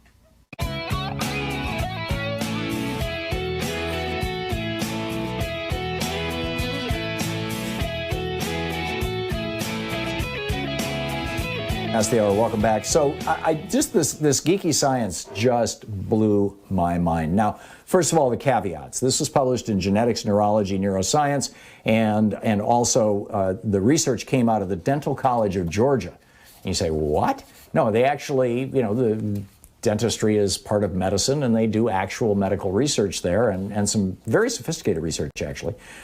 And they decided to look into now, the other caveat, they decided to look into the mouse model with Alzheimer's. They have been able, they've found, there's a genetic peculiarity that some very small number of humans have that causes them to develop Alzheimer's in their 20s and 30s. It's very rare. But they've identified the specific gene that causes this. And it produces the same kind of amyloid plaque neurofibrillary tangles in the brain that are characteristic of Alzheimer's that develops in people in their 60s, 70s, 80s, 90s. And so they thought, okay, and so they were able to breed these mice with this same genetic lack, this hole that humans have, who have this early onset Alzheimer's problem. And then with those mice, they gave them CBD to see what happens. And it wasn't, just that simple. Hey, let's throw some CBD at some mice. They were specifically looking at a couple of proteins, the TREM2 protein and the IL-33 protein. These proteins are used by the brain to basically do cleanup. Like the guy who walks behind the elephant in the circus. They take dead cells in the brain. The brain is constantly, turning over cells just like every other organ in the body. Cells have a limited lifetime, especially neurons. And there's some cells, the glial cells, last a little longer, but in fact, a lot longer. But so it's like these proteins are involved in that cleanup process. And when the cleanup process fails, that seems to be one of the signals or one of the main kind of hallmarks of Alzheimer's, because then these proteins start building up in the brain, and you get these plaques, and then it begins with loss of short-term memory, loss of long-term memory, loss of the ability to walk normally. There's gait changes, and all these changes you see in mice. And what they found was that and also the protein IL-6, which regulates inflammation. And it appears that one of the other problems in Alzheimer's is that this IL-6 protein kind of goes nuts and produces an inflammatory response in the brain. There is one theory that this might be in response to a virus or some other kind of invasion of the brain. But the IL-6 protein goes nuts, and as a result, boom, you've got a bunch of, the response to inflammation is killing tissues, and you got a bunch of dead tissue, and then the TREM2 and the IL-33 proteins can't do their job. And I'm probably horribly mangling the science here, but of the layman's reading that I'm doing this lays this out. So what does CBD do? Well, CBD improves the expression of the triggering receptor expressed on myeloid cells. That's the TREM2 protein, which is found on the cell surface, where it combines with another protein to transmit signals that activate cells, including immune cells. These are key to eliminating invaders like a virus or irrevocably damaging neurons. Low levels of the TREM2 protein and rare variations in TREM2 are associated with Alzheimer's. And that was the case in their mouse models. Both TREM2 and IL-33 were low. Both are essential to a natural ongoing housekeeping process in the brain called phagocytosis, if I'm pronouncing that right, in which microglial cells regularly consume beta amyloid, which is regularly produced in the brain. This is the stuff that builds up. So what they found was, for the published studies, CBD was put into the belly of the mice every other day for 2 weeks. This was fairly high dose to the mice. We don't have human dose information. We haven't even tried this on humans yet. But they conclude CBD should be at least equally effective in the more common non-familial type of Alzheimer's. This is the summary.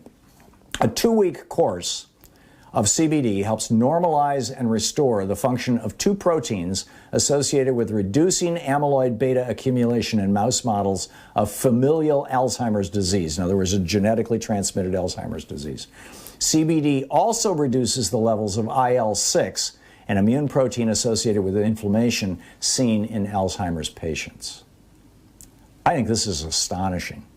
And, the CBD, of course, is a component of marijuana, but you can also buy it legally now in the United States. A few years ago, Congress essentially legalized hemp and its products, and that includes CBD. And so there's no shortage of companies that are happy to sell it to you. It doesn't get you high. And in fact, it's become super hip now. They make skin creams with CBD. But this again. The caveat, this is a mouse study. They haven't done this on humans. But with that said, just my own personal opinion, this is not the hard science. But it appears that there are very few side effects, if any, associated with CBD use. And if this can ward off Alzheimer's, this could be a game changer. I really hope that this research is replicated in humans. I'll be astonished if it's not. And just wanted to share it with you. It's 27 minutes past the hour. We'll pick up your phone calls, cancel culture, etc. right after this. Stick around. You're listening to the Thom Hartmann Program. Call 202-808-9925. We'll be right back.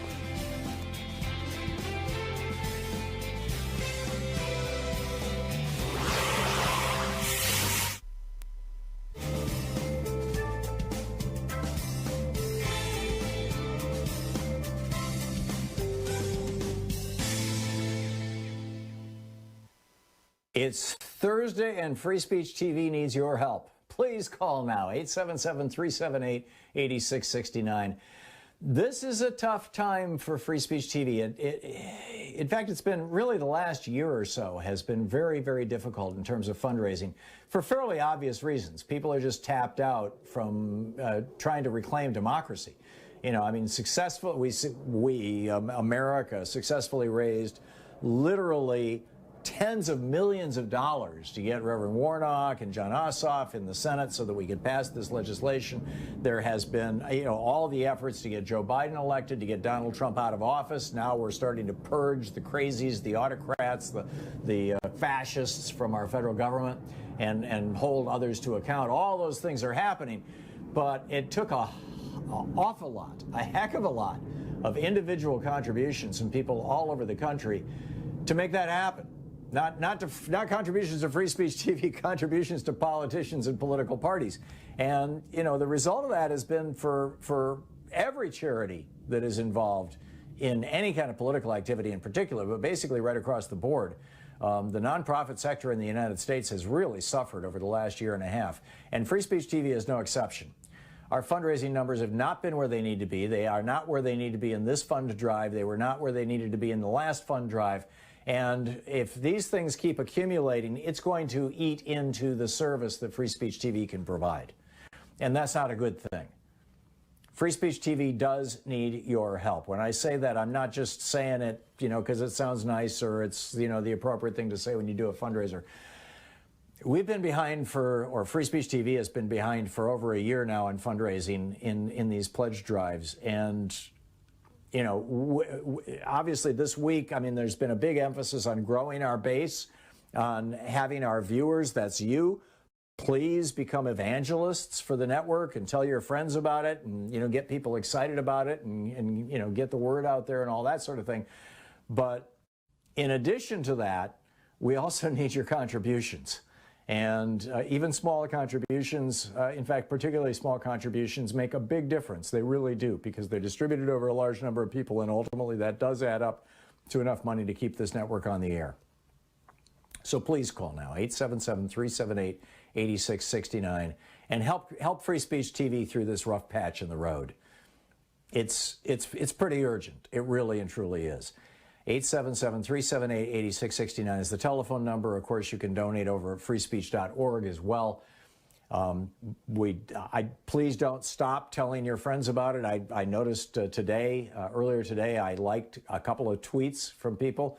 In fact, one of them was the first time I'd ever seen that person tweet anything, and they tweeted hashtag Free Speech TV, or maybe it was at Free Speech TV, as a way of plugging Free Speech TV. I really appreciate that. Thank you for that. Mentioning Free Speech TV in social media and Facebook, talking about it to your friends. These are important things. This, getting the word out, it's really important stuff, because as we grow our viewer base, we also simultaneously are growing our donor base, and that needs to happen. And frankly, there are some people who have largely stopped watching political programming in the last couple of months because they figure the crazy man is out of the White House. We don't have to worry anymore. We don't have to think anymore. Everything is good. Democracy is safe. Well, here's the news. Democracy is not safe. Everything is not good. And the crazies are still, they may not have majority control of the House, Senate, and White House, but they still have enormous political power, and they still own over 1,500 radio stations that are running right-wing propaganda continuously, and 3 separate right-wing television networks. And then there's us, Free Speech TV, the little engine that could, all alone, all by ourselves, depending on you. So please call now and help out. 877-378-8669. With the $20 gift, there's the Thom Hartmann University bumper sticker and the Wildflower seed pack. With the $50 gift, the Free Speech TV webcam cover, or the new Free Speech TV tote bag. With the $75 gift, there's the official Thom Hartmann Program mug, suitable for as a collector's item, or the Free Speech TV hat, the official Free Speech TV hat. With the $100 gift, you get 2 official Free Speech TV face masks. With a $120 gift, you have your choice. There is the Grow Social Change box, which is the Wildflower seed pack, the Windowsill Herb Garden, which I'm really excited about, the new tote bag, and the Free Speech TV branded sunglasses. With a $120 gift, there is also, you have your choice of these things. You can have that change box, or the Ask Me About Free Speech TV t-shirt, or a copy of my book, The Hidden History of American Oligarchy, autographed by me, by the author. With a $240 gift, there's the virtual meet and greet, or the book set of Monopolies and Oligarchy, both all autographed by me. With a $360 gift, the bumper sticker, both bumper stickers, the seeds, the herb garden, the tote bag, the hat, the sunglasses, the Oligarchy book. And with a $1,000 gift, get in line, come to visit us here in Portland once this craziness is over. So there's a lot there. But the bottom line is Free Speech TV does seriously, genuinely, absolutely, very much need your help. And so please, now, today, call 877-378-8669.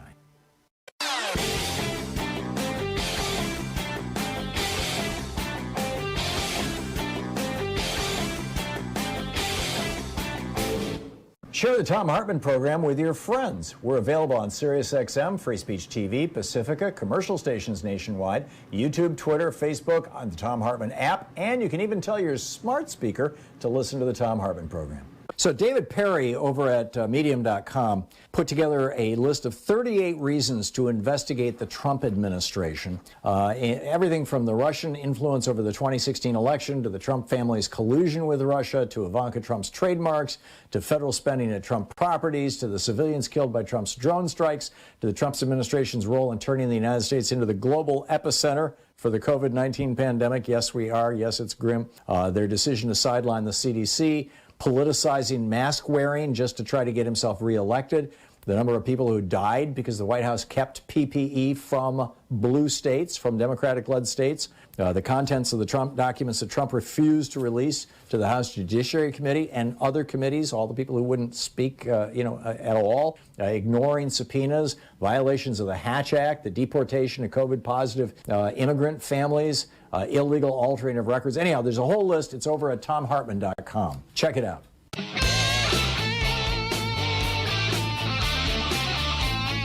And welcome back. Thom Hartmann here with you. It is 1 year to the day since the World Health Organization declared a pandemic, and Donald Trump said, "Oh, a pandemic, therefore we need another tax cut."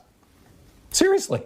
I mean, this is the same week that the Diamond Princess was out there. I mean, all this kind of stuff. It's also to the day, the 11th anniversary of the Fukushima meltdown, and we're going to have both Kevin Kamps and Greg Palast on in the next hour, with two completely separate stories and kind of perspectives on that I think are going to blow your mind. And, continuing all of our conversations, one last thing I want to add. This is apropos of yesterday's conversation about the British royal family, and I didn't want to let this slide by, and then I'll pick up your phone calls right after I share this with you. But Debbie Ngarwa-Packer is a member of New Zealand's parliament. She represents the Maori Party. Alongside, she and a person by the name of Rawiri Watiti are the two heads of the Maori Party in the New Zealand Parliament. So in the New Zealand Parliament, they actually have a party representing the indigenous people of New Zealand, and they have two sitting members. And somebody asked her about Meghan Markle, about this video of Meghan Markle. And this is what the co-leader of New Zealand's Maori Party had to say, Debbie Ngarwa-Packer. She said, "The Crown? I mean, I don't know why everybody's so surprised that the Crown is racist. I stand here as a descendant of a people who've survived a Holocaust, a genocide sponsored by this House and members of Parliament whose portraits still hang in the walls, people who sought our extermination and created legislation to achieve it. They took her people's lands, they imprisoned them without trial, murdered and raped women and children, and deliberately engineered our displacement for generations to come. And you're asking me if the royal family is racist?" Now, of course, the royal family is saying, no, we're not racist at all. And it's kind of that weird double bind that I think some white Americans find themselves in, trying their very hardest to be not racist, and yet at the same time acknowledging that the history, even the relatively recent history, in fact, even the current actions that are being done by majority white people in states like Georgia, for example, with the Republican Party, are still racist. So, it's a tough one. Anyhow, a lot in the news. Harry in Reno, Nevada. Hey, Harry, what's on your mind today? Hi, Tom. Great show as always. We're talking about cancel culture today. I have a question no one seems to be asking, and I thought I'd run it by you. Under the current COVID relief legislation, it seems to me the Democrats missed the perfect opportunity to cancel the prior administration's huge corporate tax cut. And I was just wondering why you thought they might have neglected to include that in the bill. Might be one of the only pieces of big legislation they could get through. I don't know that they're going to get another chance to roll that back as was promised in the campaign.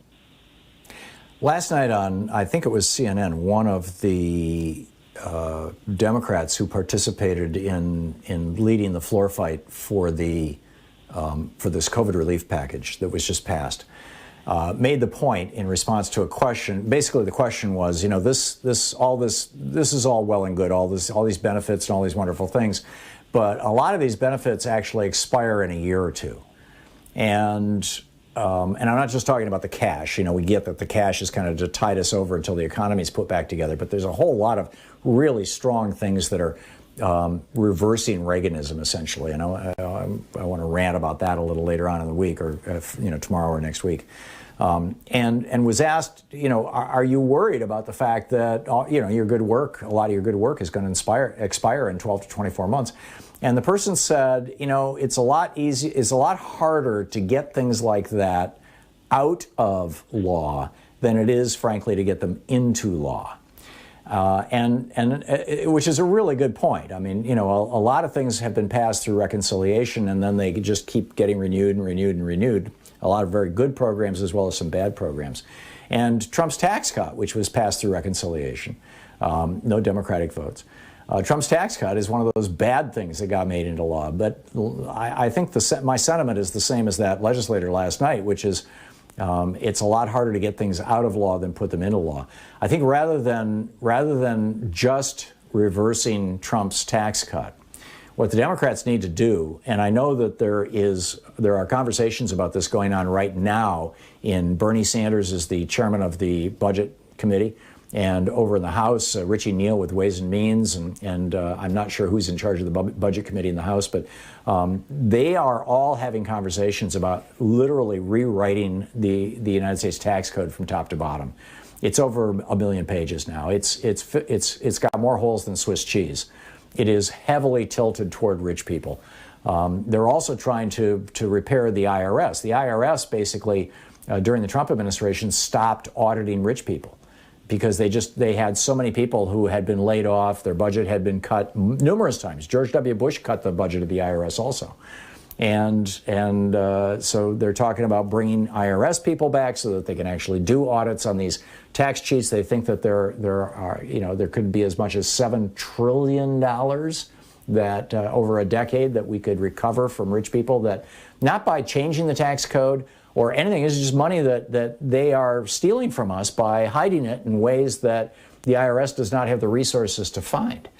So, they really number one, find a way to claw some of that money back. They've been doing it for so many years, the way the financial system is set up. And, it just, but I think we need not just to roll back the Trump tax cuts. We need to roll back the Bush tax cuts and the Reagan tax cuts. And the problem is, in every single one of those 3 tax cuts, they included, they basically threw a bone to the dog, to use the old cliche. They would give 70, 80, 90% of the benefits to rich people, but there was that 10, 15, 20%. In the case of the Trump one, I think it was around 20%, 17% of the tax cuts actually went to middle-class people. And so if you're going to just repeal the Trump tax cut, that's going to be spun correctly, by the way, by the Republicans as a tax increase on middle-class people. So they really need to have their own tax legislation.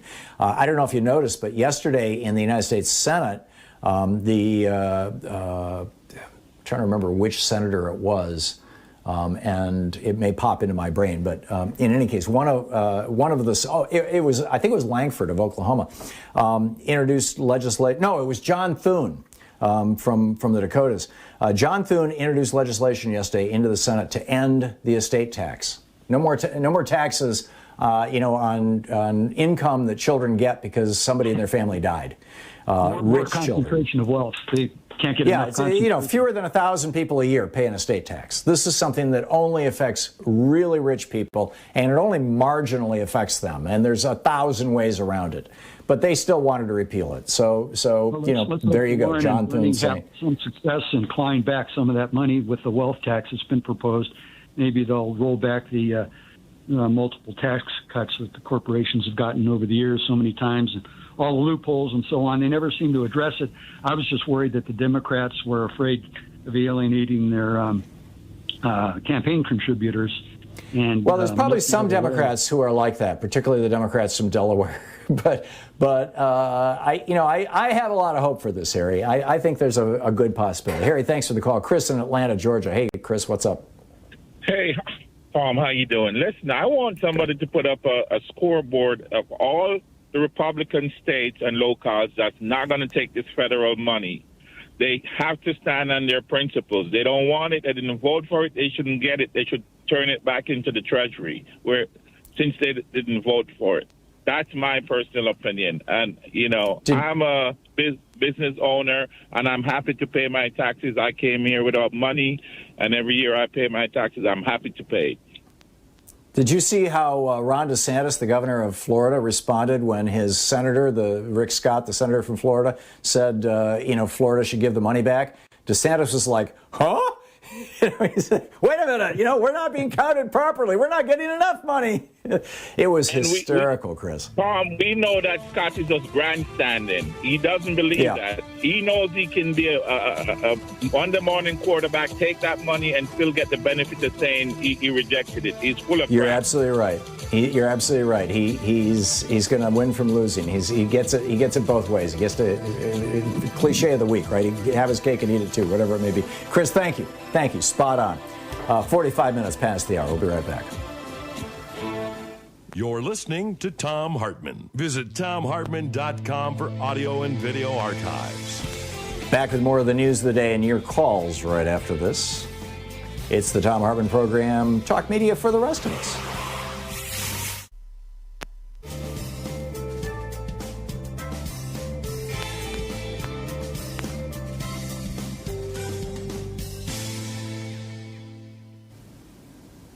And welcome back.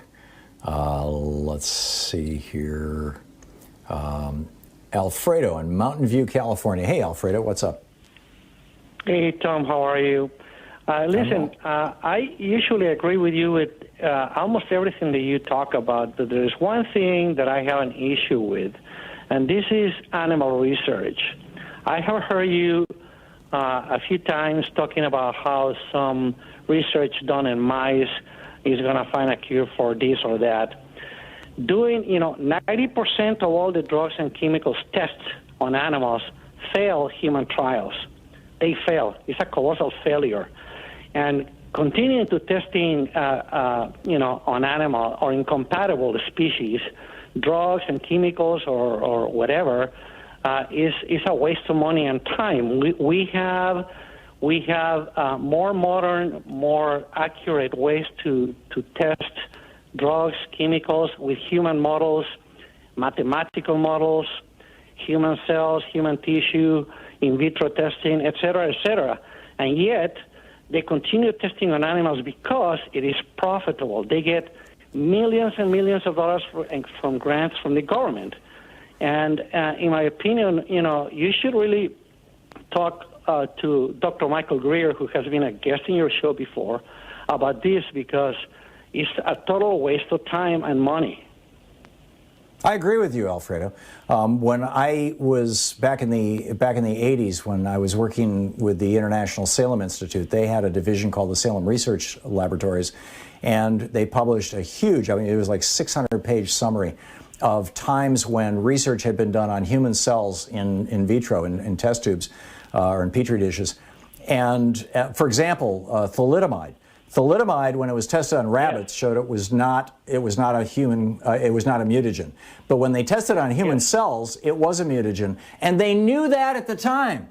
But they still, because the law in England did not require the human cell tests, only the animal tests, they went forward. I completely agree with you. I am not advocating for animal research. I was simply reporting what they found, Alfredo. But I completely agree with you. I'm glad to hear that, Tom. Thanks. You're welcome. Yeah, and that publication from the Salem Research Institute, I'm pretty sure is out of print now, but there is no shortage of this stuff. I mean, this using human tissue and growing, and now they're doing this with brains. Have you seen it? They're calling these are called organelles, and they take human stem cells and put them in contact with like a brain tissue cell, and it grows a little tiny brain. And they're actually working with these on medically induced mental diseases. They're growing kidneys, they're growing livers, not the whole thing, just enough that you can test on it, you can work on it. And it's a fascinating field. It's an absolutely fascinating field. So, I'm with you. I'm not a big fan of animal research. In fact, I'm not a fan of animal research at all.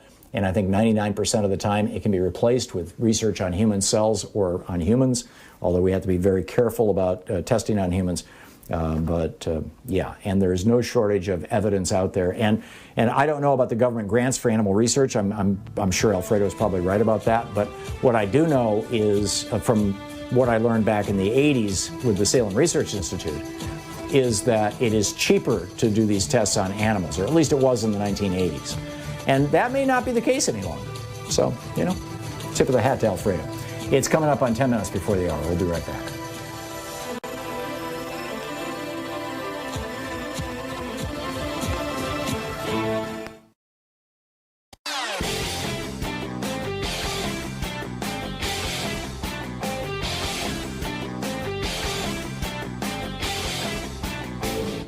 The Hartmann Report is a free daily podcast 7 days a week, and you can find our entire 3-hour podcast over at thomhartmann.com. So people wonder, why militias all of a sudden? How is it that all kinds of Americans are showing up with assault weapons in the Capitol building trying to assassinate the Vice President of the United States and the Speaker of the House of Representatives and stop the counting of the presidential votes, the Electoral College votes? Where did this come from? The last time we saw an armed uprising against the federal government in the United States was 1861. It was the Confederacy. Is this the Confederacy rising again? Well, yeah, there is a huge white supremacist element to it. In fact, I'd say it's one of the primary animating impulses. But what really got these things going, these militias going, was the Heller decision written by the opinion written by Anthony Scalia and published on June 26, 2008. And it has crazy language in it, basically begging for militias. I share it with you in a special video over at thomhartmann.com. Check it out.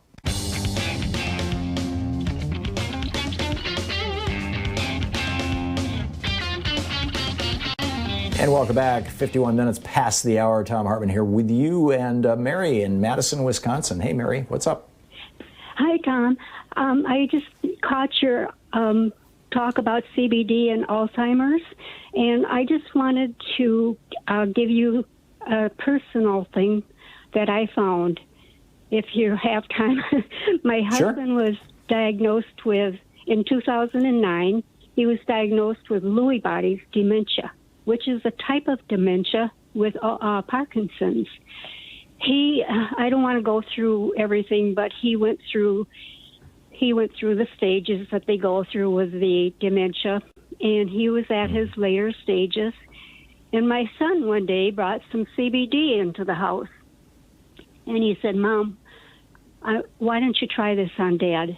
Oh, I said, "That's not going to work." He kind of begged me. My husband was at the stage where he had what you call word salad. You couldn't understand a thing he said. He just made sounds. I gave him CBD a few times, like once or twice a day. Within a couple of days, I could understand what he was saying. Oh, my God. And I just wish I would have started it sooner and kept up with it longer.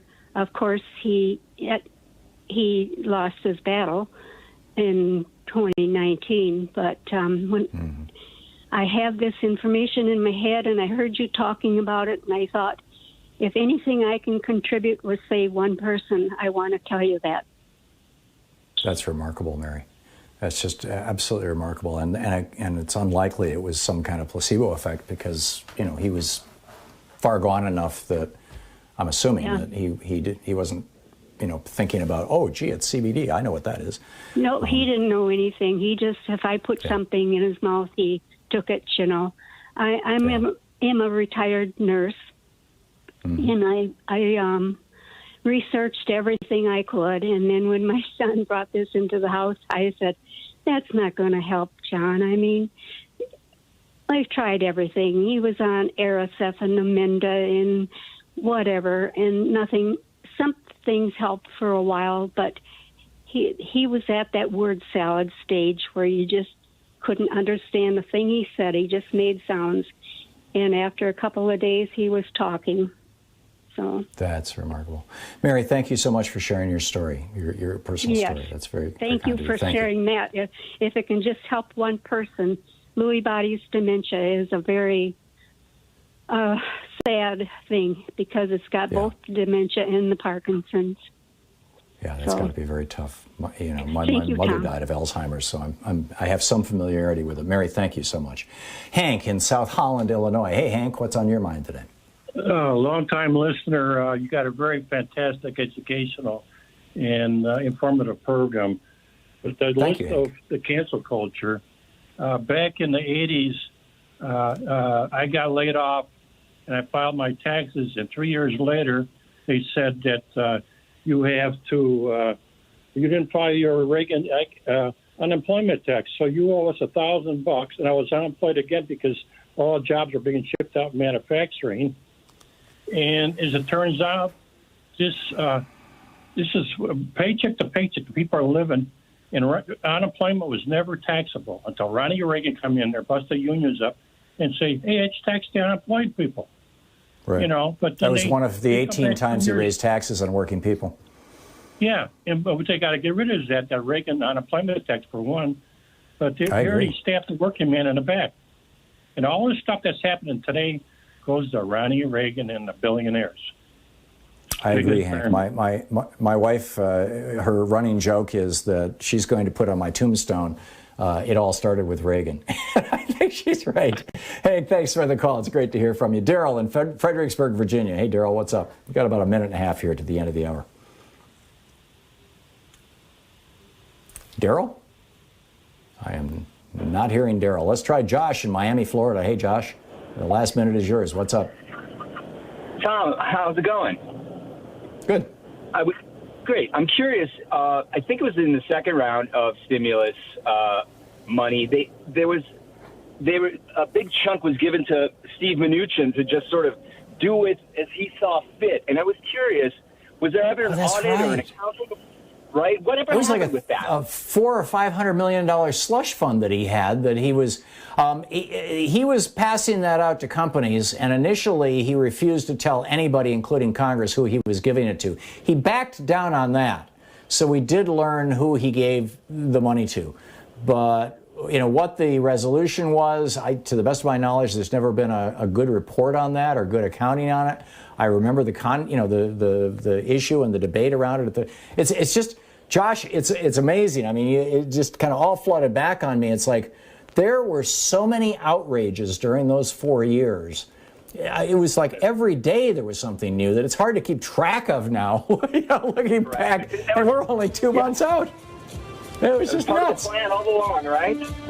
I agree. It was. There was a phrase about it that you can't use on the radio, but yes, their strategy was, throw as much spaghetti against the wall as you possibly can, and although it was for obfuscation to just confuse and just blow up the whole conversation. Anyhow, 10th anniversary of Fukushima. Right after this. You're listening to Thom Hartmann.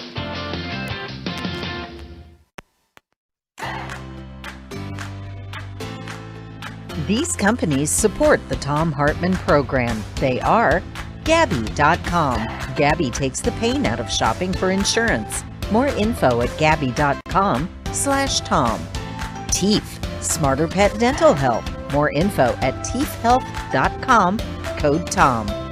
HelloFresh, delivering fresh ingredients and mouthwatering recipes. More info at hellofresh.com, code Tom. Bowl and Branch, crafted for the common good. More information at bowlandbranch.com, code Tom. ExpressVPN, the VPN that just works. More info at expressvpn.com/Tom. And CB Distillery, CBD for sleeping. More info at cbdistillery.com, code Tom.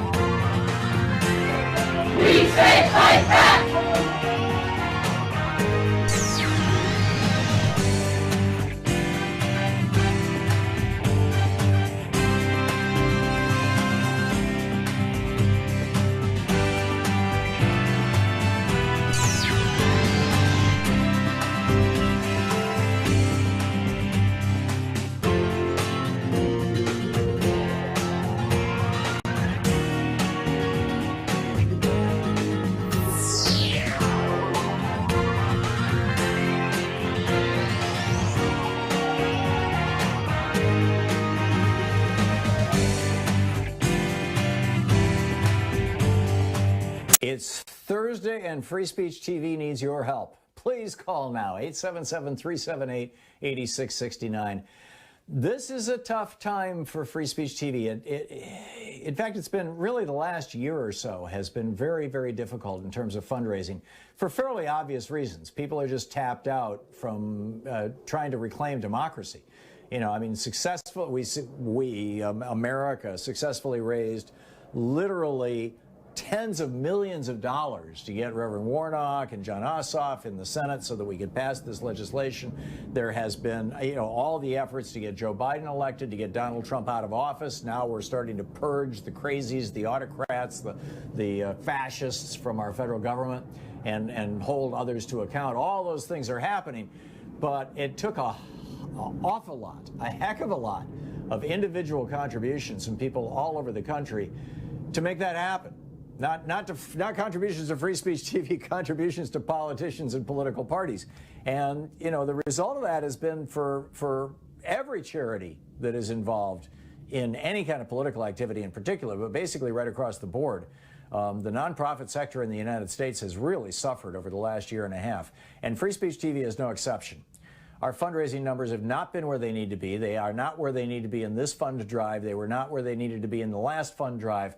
And if these things keep accumulating, it's going to eat into the service that Free Speech TV can provide. And that's not a good thing. Free Speech TV does need your help. When I say that, I'm not just saying it, you know, because it sounds nice or it's, you know, the appropriate thing to say when you do a fundraiser. We've been behind or Free Speech TV has been behind for over a year now in fundraising in these pledge drives. And you know, obviously this week, I mean, there's been a big emphasis on growing our base, on having our viewers, that's you. Please become evangelists for the network and tell your friends about it and, you know, get people excited about it and you know, get the word out there and all that sort of thing. But in addition to that, we also need your contributions. And even smaller contributions, in fact, particularly small contributions, make a big difference. They really do, because they're distributed over a large number of people, and ultimately that does add up to enough money to keep this network on the air.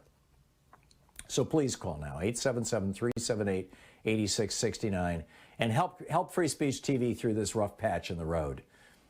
It's pretty urgent. It really and truly is. 877-378-8669 is the telephone number. Of course, you can donate over at freespeech.org as well. Please don't stop telling your friends about it. I noticed earlier today, I liked a couple of tweets from people. In fact, one of them was the first time I'd ever seen that person tweet anything, and they tweeted hashtag Free Speech TV, or maybe it was at Free Speech TV, as a way of plugging Free Speech TV. I really appreciate that. Thank you for that. Mentioning Free Speech TV and social media and Facebook, talking about it to your friends. These are important things. This, you know, getting the word out, it's really important stuff, because as we grow our viewer base, we also simultaneously are growing our donor base, and that needs to happen. And frankly, there are some people who have largely stopped watching political programming in the last couple of months because they figure the crazy man is out of the White House. We don't have to worry anymore. We don't have to think anymore. Everything is good. You know, democracy is safe. Well, you know, here's the news. Democracy is not safe. Everything is not good. And the crazies are still, they may not have majority control of the House, Senate, and White House, but they still have enormous political power. And they still own over 1,500 radio stations that are running right-wing propaganda continuously and 3 separate right-wing television networks. And then there's us. Free Speech TV, the little engine that could, all alone, all by ourselves, depending on you. So please call now and help out. 877-378-8669. With the $20 gift, there's the Thom Hartmann University bumper sticker and the Wildflower seed pack. With the $50 gift, the Free Speech TV webcam cover, or the new Free Speech TV tote bag. With the $75 gift, there's the official Thom Hartmann Program mug, suitable for as a collector's item, or the Free Speech TV hat, the official Free Speech TV hat. With a $100 gift, you get 2 official Free Speech TV face masks. With a $120 gift, you have your choice. There is the Grow Social Change box, which is the Wildflower seed pack, the Windowsill Herb Garden, which I'm really excited about, the new tote bag, and the Free Speech TV branded sunglasses. With a $120 gift, there is also, you have your choice of these things. You can have that change box, or the Ask Me About Free Speech TV t-shirt, or a copy of my book, The Hidden History of American Oligarchy, autographed by me, by the author. With a $240 gift, there's the virtual meet and greet, or the book set of Monopolies and Oligarchy, both all autographed by me, with a $360 gift. The bumper sticker, both bumper stickers, the seeds, the herb garden, the tote bag, the hat, the sunglasses, the Oligarchy book, and with a $1,000 gift, get in line, come to visit us here in Portland once this craziness is over. So there's a lot there. But the bottom line is Free Speech TV does seriously, genuinely, absolutely, very much need your help. And so please, now, today, call 877-378-8669.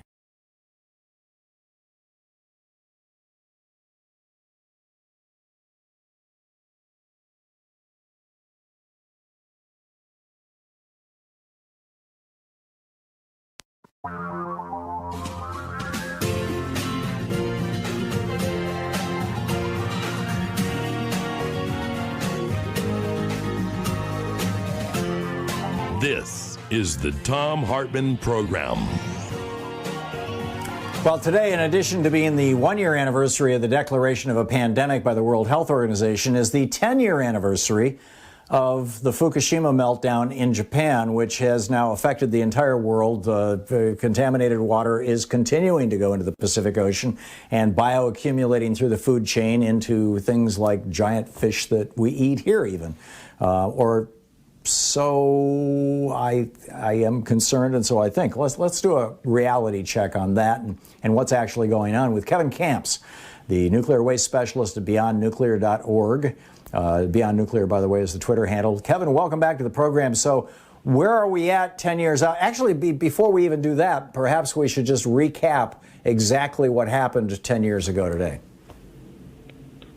Sure. Well, there was a 9.0 earthquake off the Fukushima coastline that sent a 45-foot-tall tsunami crashing into this 6-reactor complex. And luckily, 3 of the reactors were not operating that day. They were defueled. But the 3 that were operating over the course of the next several days melted down, exploded with massive hydrogen gas explosions, and like you said, released a very large amount of hazardous, deadly radioactivity into the environment, into the air, into the Pacific Ocean, all across Japan. But those radioactive waste streams now in the environment would reach North America within days via the air, and then would rain down with rain and snow. And then in the ocean currents, it took some months, but eventually that plume of radioactivity in the Pacific did reach North America as well. So we've been living with 10 years of this hemorrhaging of hazardous ionizing radioactivity into the environment.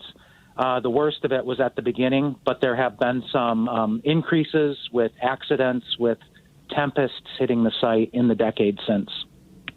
Remarkable. Now, I read in the news, I think it was yesterday or the day before, that Japan is saying that there has been no explosion, probably bad choice of words, but no increase in discernible increase in cancers and thyroid diseases and things like that as the direct result of Fukushima, perhaps outside of a very small area. Am I remembering that right? Am I reading that right? And if so, what's the reality here? Yeah. Tokyo Electric Power Company, the Japanese government, even the United Nations Scientific Committee on the Effects of Atomic Radiation, UNSCEAR. And it's no surprise. We saw similar behavior by the Soviet government, by the United Nations pro-nuclear agencies after Chernobyl began. So it's a constant battle for the truth, as Dr. John Goffman warned after Chernobyl. Concerned citizens, environmental groups have to battle with these official agencies over the truth. And sure enough, there have been clear signs of thyroid pathology in Japanese children that the powers that be try to deny has anything to do with the radioactivity. If they acknowledge them at all, they say, oh, it couldn't be due to this nuclear catastrophe. It must be something else. And we've even seen that kind of behavior by the French government, by the British government near reprocessing facilities and nuclear power plants, for example. They say, yeah, we're seeing childhood leukemia, but boy, we just can't attribute it to the nuclear activities in the area. How could that possibly be? It's a real whitewashing, to put it politely. Now, the most widely prescribed drug in the United States right now, or at least this was the case 2-3 years ago when I read a really good research piece on this, was Synthroid, which is a replacement, basically, for a hormone that's produced by the thyroid gland that indicates a failure of the thyroid gland. And it seems like it's most widely consumed by people over 30 or 40, people who would have been alive or nearly alive at the time that the United States was starting their above-ground nuclear testing. Has there ever been a correlation, a proved correlation between thyroid disease in the United States and the above-ground nuclear tests back in the 1950s and early 60s? And is that, and if so, would that correlation be the kind of thing that you know they're seeing in Japan right now as well? Yes, there was, after decades of nuclear weapons testing, finally an acknowledgement in the 1990s by the National Cancer Institute of thyroid disease and cancer attributable to nuclear weapons fallout in the United States. And like I said, at Chernobyl, the thing is, in the days and weeks after a nuclear catastrophe like a reactor meltdown, radioactive iodine-131 that is highly volatile and travels throughout the environment and gets into cow's milk, for example, the best thing to do is to avoid contaminated cow's milk. But another thing you can do is take potassium iodide, which will saturate your thyroid gland and not allow the radioactive iodine to enter. But unfortunately, in Belarus, there was no distribution because there was a cover-up. The Soviet government was trying to pretend like nothing had happened. And we saw similar behavior in Japan, incredibly, 10 years ago, a pretense that nothing was wrong when tap water in Tokyo was contaminated with radioactive iodine because the reservoirs were receiving fallout from the nuclear disaster. So that distribution of potassium iodide would make a big difference, and did in a place like Poland, for example, in 1986, where it was distributed. But even here in the United States, the Nuclear Regulatory Commission, the nuclear power industry for decades has dragged its feet on having pre-deployed potassium iodide. And then, like you said, once the damage is done, all that can be done is therapeutics once your thyroid gland is dysfunctional. So that's when Synthroid will come into the picture. I actually have a personal acquaintance who was born near Hanford Nuclear Reservation in Washington State without a thyroid gland. Incredibly, her thyroid gland was probably nipped in the bud when she was a fetus in her mother's womb. And she's had to live on Synthroid her entire life, which is a huge thing. In Belarus, for example, which is a poor country, it is not easy to get a hold of Synthroid, but there are lots of people who have thyroid pathology because of Chernobyl. Yeah. I know several people who are on this, including my wife, and have been for decades. And we're all suspicious that this just tracks back to those above ground tests, back when we were children. It's amazing stuff. So, Kevin, we've got about a minute and a half till we hit a hard break here. On the 10th anniversary of Fukushima, what are the lessons learned that Americans need to know about, and to what extent are we not learning from that experience here in America? Well, we've seen what this particular reactor design at Fukushima is capable of. A General Electric Mark I boiling water reactor. Mark IIs are very similar. We have a couple, 3 dozen of those still operating in the United States. They need to be shut down before they melt down. But I would hasten to add that other reactor designs, pressurized water reactors, have their own pathways to meltdown. We saw that at 3 Mile Island.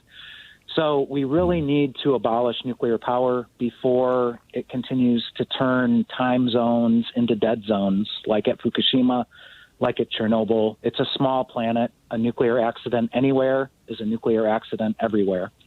But what about nuclear is so green, it doesn't produce carbon pollution? Talk to the Navajo Dene and the Pueblo in New Mexico who have lived with the aftermath of uranium mining for more than a half century. It was never cleaned up, with dramatic impacts on the health of their communities. Yeah, this is not a clean form of power. This is not a green form of power. And Helen Caldicott was on this program a decade ago, and she said that it takes 15 or 20 years before a nuclear power plant produces any carbon-free electricity because of all the carbon involved in mining, transportation, refining, and the concrete for the outside of it. So it all adds up. Kevin Kamps, nuclear waste specialist. Forever. Yes, amen. Kevin Kamps, nuclear waste specialist with BeyondNuclear.org.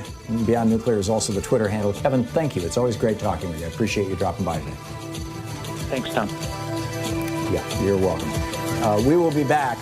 Stick around, 15 minutes past the hour. Greg Palast is up next with a shocking bit of information. Stick around. This is the Thom Hartmann Program. And, of course, other news of the day and your calls as well. It's the Thom Hartmann Program, the place where smart people get their news.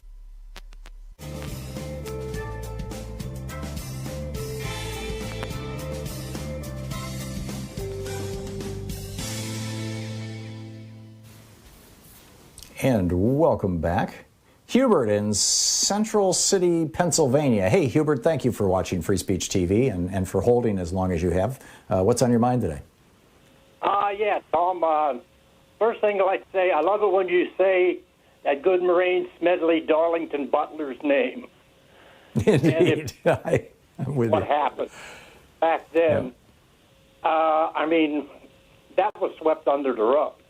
But now you see how that really was. Oh, and it was FDR who swept it under the rug, Hubert. He was afraid that it would inspire copycat things. I mean, they were actually planning to kidnap him, and I don't think to this day if we know that they were going to just kidnap him or if they were going to kill him. But this was it's referred to as the businessman's plot against FDR. If you want to look it up, it's easy these days to search for. Is that what you called about? No, I didn't call. I just love it when you say Smedley Darlington. We had good Marines like that still serving. They would have done something different 4 years ago, but I don't want to mention it. Well, what I'm calling about is, why did the Democrats kill 8 to 12 million adults and about 5 million kids? It was, if there's anyone who knows how that happened, it would be you, but how did that happen? And why? I don't know what you're talking about, Hubert. The 1.9 trillion, 8. Right. They cut down from 200,000 down what is ended up at 150,000, I guess. Oh, you're talking about, you're talking about the threshold. Like if you make more than $150,000 a year, you don't get the $1,400 check. And exactly. This was a demand that Joe Manchin made, and was apparently backed by a few other Democrats. These are the so-called conservative Democrats or moderate Democrats. I refer to them as corporate Democrats, but whatever you want to call them. I mean, I'm happy to have them in the party. I'm happy to have them voting and part of the caucus because that's why we're in the majority right now. But they can also be somewhat problematic. But that's something you'd have to take up with Joe Manchin. Yeah, but I don't. Long in that state, but no, I get it. Thing is, you mentioned a couple of days ago that you lived in Washington, and you were in that bubble there, and you think people down there really get it in their head that they are something, and I think I think Joe Manchin went through that cycle. When he was, the big deal guy, and there were all these articles about, Joe Biden thinks he's president, but Joe Manchin's actually president. Quack, quack, quack. I think he got taken down a peg when he was originally, fighting against this bill, because now, or against the filibuster rather, because now he's saying, I'm open to modifying the filibuster. Sure, let's do it. Whereas just 2 weeks ago, he was saying, what do you? In fact, he invoked the name of Jesus and said, what do you not understand about never? And then, now he's going, well, okay, we can do this.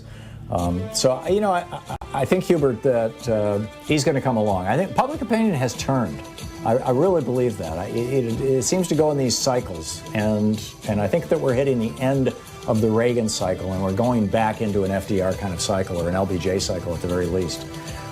Time will prove me right or wrong. Greg Palast is up next. Stick around. We'll be right back. It's coming up on 20 minutes past the hour.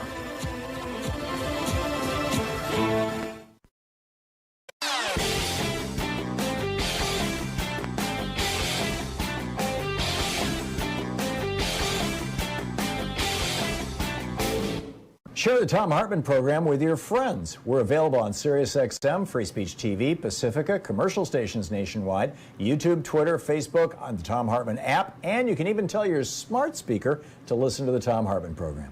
Hey, we just put a new video up for supporters of our program over at ThomHartmann.com, and it's about what would have happened if back in 1941, when we were attacked by the Japanese at Pearl Harbor, what would have happened if Franklin Roosevelt had said, well, you know, Hawaii didn't vote for me, and it's only 2,404 dead people.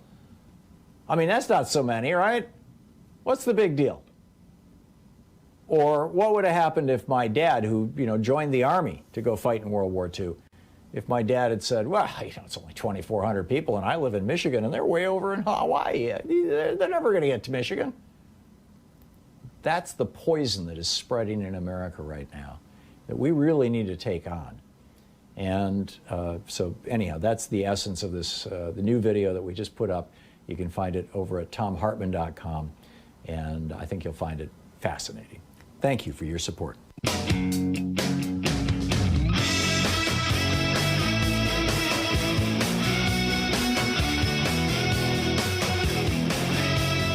And welcome back. Thom Hartmann here with you. We were just talking with Kevin Kamps about Fukushima and what happened and the consequences of it, by and large, you know, of all this radiation that swept over Japan and all over the world, and when the plume got to the United States and how it's contaminated our air and our water and our food supply. Right now on the line with us is a guy who you all know, my buddy, Greg Palast, the investigative journalist, our buddy, I should say. I think, a lot of people feel like he's their friend. And his latest book, How Trump Stole 2020, which is still a good read. It's a damn good read. GregPalast.com, his website. You can tweet him at Greg_Palast. Greg, welcome back. I did not know until I saw it in one of your books that, and you'll have to remind me which one it was, that you were one of the guys who did some of the investigative work into Fukushima. Yes, well, what people don't know is before as a reporter I had a real job. That is, I was the chief investigator of racketeering in the nuclear industry for the Justice Department back in the big racketeering trial of the industry in 1988. And I also, the reason I knew about Texas last week when we were talking is that I wrote the United Nations Guide to Controlling the Power Industry. That's my old work. So when Fukushima went, I put together the team to go through the racketeering team from the industry. Because remember, these are U.S.-built and designed plants. This is important, Tom, because there is a nuclear plant under construction in the state of Georgia, and there's a courageous woman fighting it. Her name is Stacey Abrams, in case you haven't heard of her. That's her real courageous position, by the way. Because you've got construction unions who want to have that plant built, and they're fighting her. Yes, and also a guy named Brian Kemp, who surprisingly picked a crazy woman named Kelly Loeffler as U.S. Senate. Even Trump was surprised. Well, he didn't check. She's on the board of Georgia Power, which owns the Vogtle nuclear plant. They are the big money behind Brian Kemp and the big money behind trying to defeat Stacey Abrams. It's the nuclear industry which has gone out after Stacey Abrams. You have to understand this. It's not just GOP vote thieves. So here's what happened really in Fukushima. You heard on the radio, they didn't expect an earthquake of this size. Baloney. Okay, let me give you a couple quick numbers. It's not too technical. The plants were supposedly rated for 436 Galileos of motion. Forget the Richter scale. That's just a TV number, 9.0, et cetera. When the plant number 2, reactor number 2 at Fukushima was hit with a 550 Galileo earthquake. That's the real measure. They were rated for only 436. They said that's the PR. the Japanese nuclear regulators had told Tokyo Electric Power, you've got to upgrade this thing to 600 Galileos of protection against earthquake. It's called seismic qualification. Every nuclear plant in the world has to have that SQ. Fukushima did not live up to their required protection against earthquakes. And then on top of it, well, what happened to those emergency diesel generators? Well, we were told they were flooded, so they didn't work. Excuse me, in 1985, we have the memos. They were warned that they have to flood protect their diesel generators.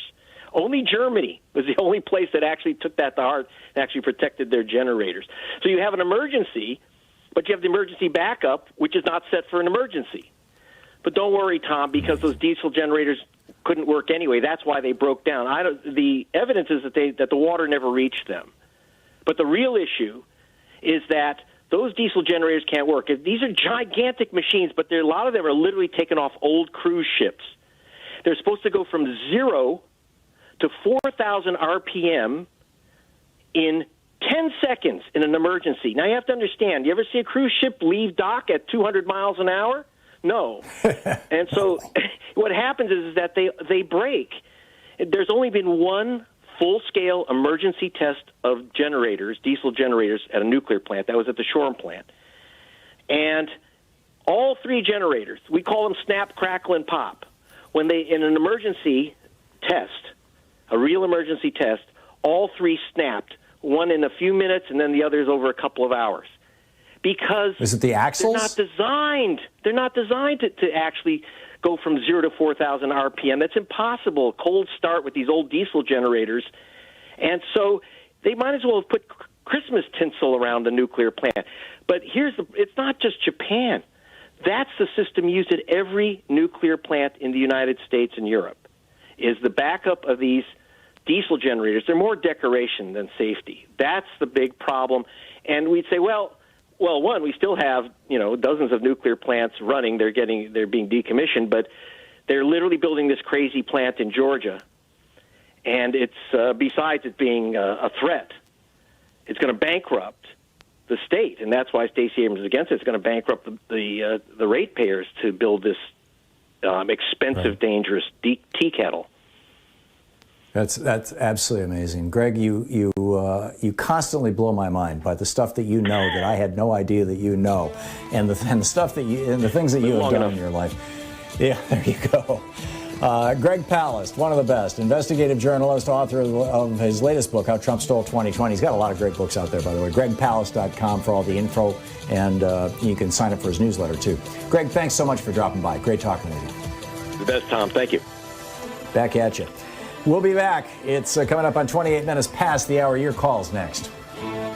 You're listening to the Thom Hartmann Program. Call 202-808-9925. Stick around. We'll be right back with your calls and more of the news of the day right after this.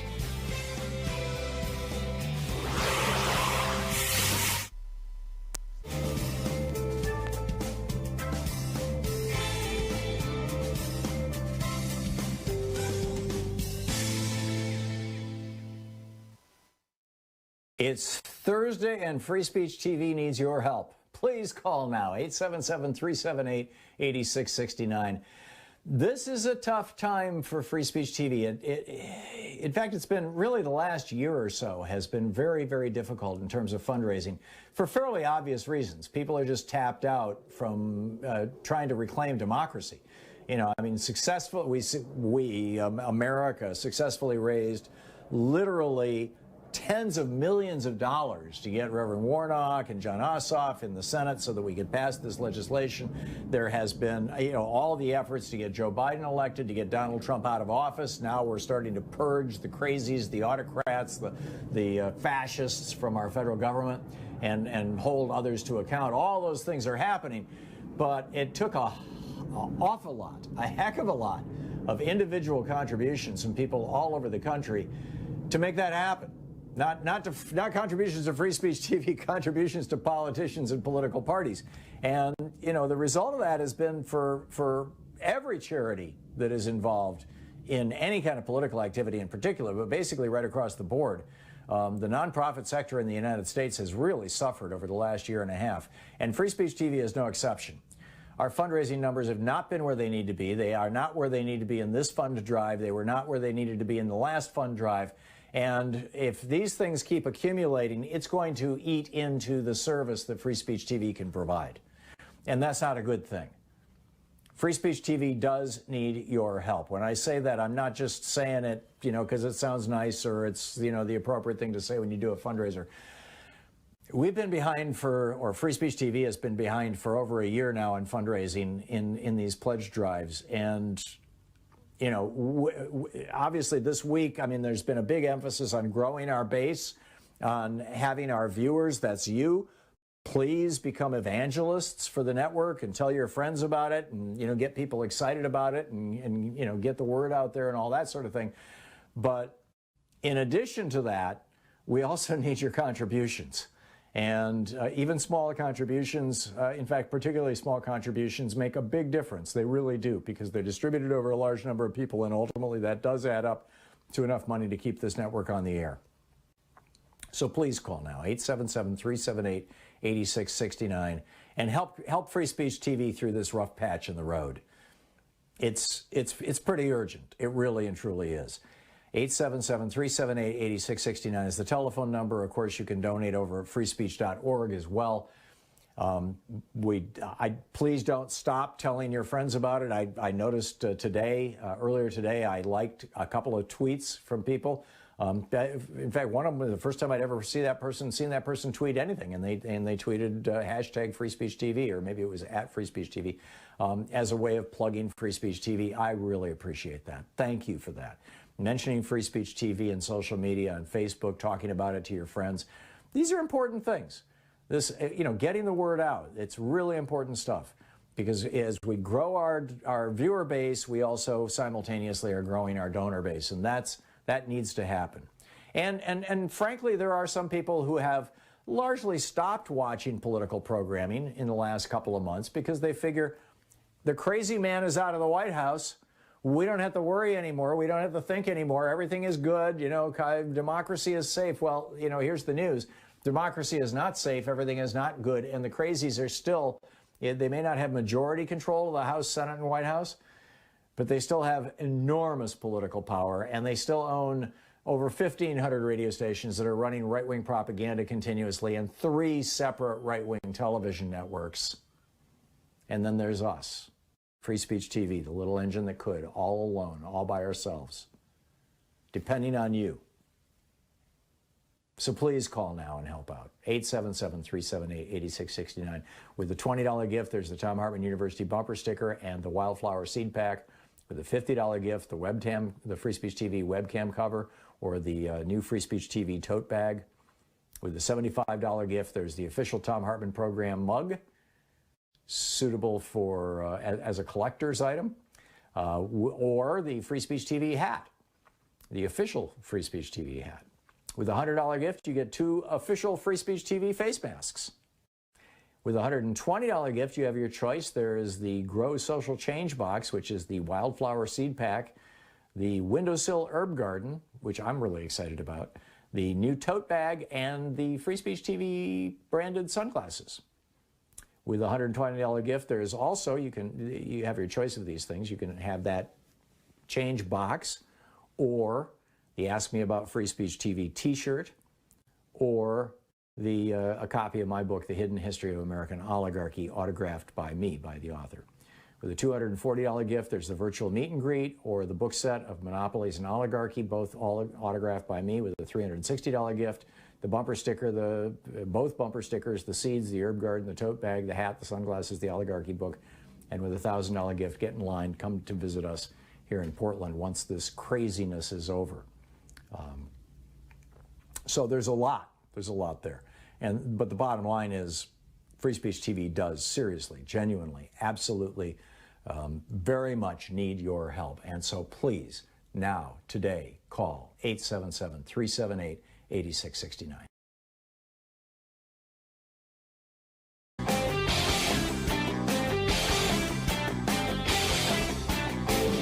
The Hidden History of the War on Voting tells how the GOP has been stealing elections for decades and will again this year unless we stop them. So we have a new video up over at thomhartmann.com for people who are signed up, for supporters of our program. And it's about how Donald Trump, 16 days after Mr. Khashoggi was murdered by the Saudis in Turkey and his body dismembered and vanished, 16 days after that happened, without notifying Congress and with virtually no mention to anybody, Donald Trump authorized the transfer of top secret nuclear technology to the Saudis. This should be a serious issue. Tim Kaine, the senator from Virginia, is raising hell about it because Khashoggi lived in Virginia. But I think everybody in Congress should be raising hell about this. And when you back this up with this new report out from ProPublica that the Saudis were involved in 9/11, it gets real interesting. So you can check that out over at thomhartmann.com. You know, look for our basically members-only video.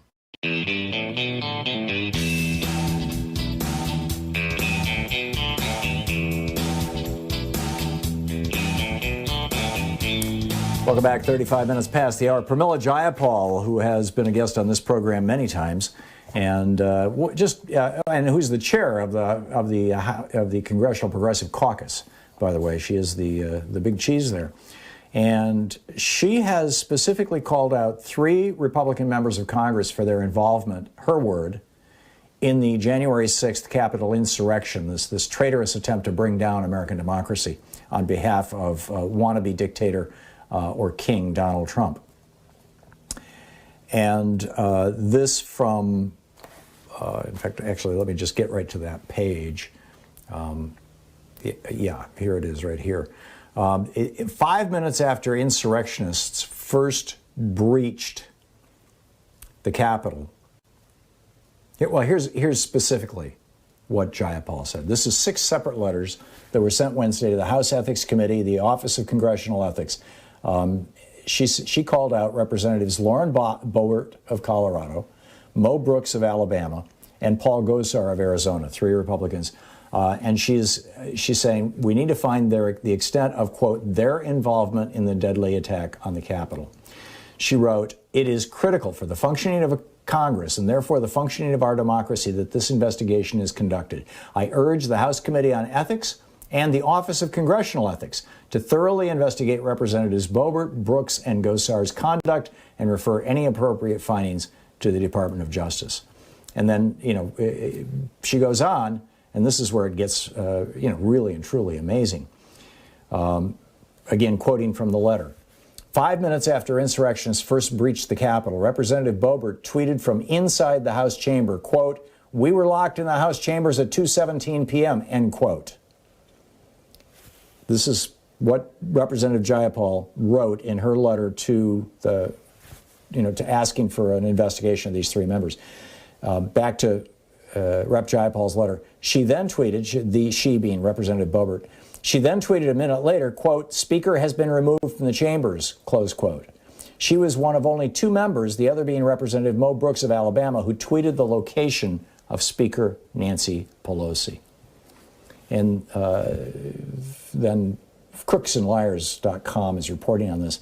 As the Washington Post reported, days after the January attacks, Representative Steve Cohen of Tennessee, Democrat, and John Yarmuth, Democrat of Kentucky, recounted that they had both witnessed Boebert, quote, "with a large group in a tunnel connected to the Capitol days before the attempted insurrection that left 4 rioters and 1 police officer dead."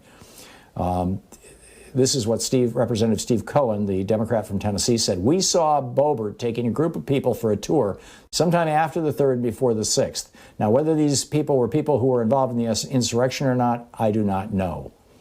And Jayapal is saying, we have a lot of private evidence, but there's also a lot of private evidence out there that we haven't seen yet. She's asking for the House Ethics Committee and the Office of Ethics to look at all this.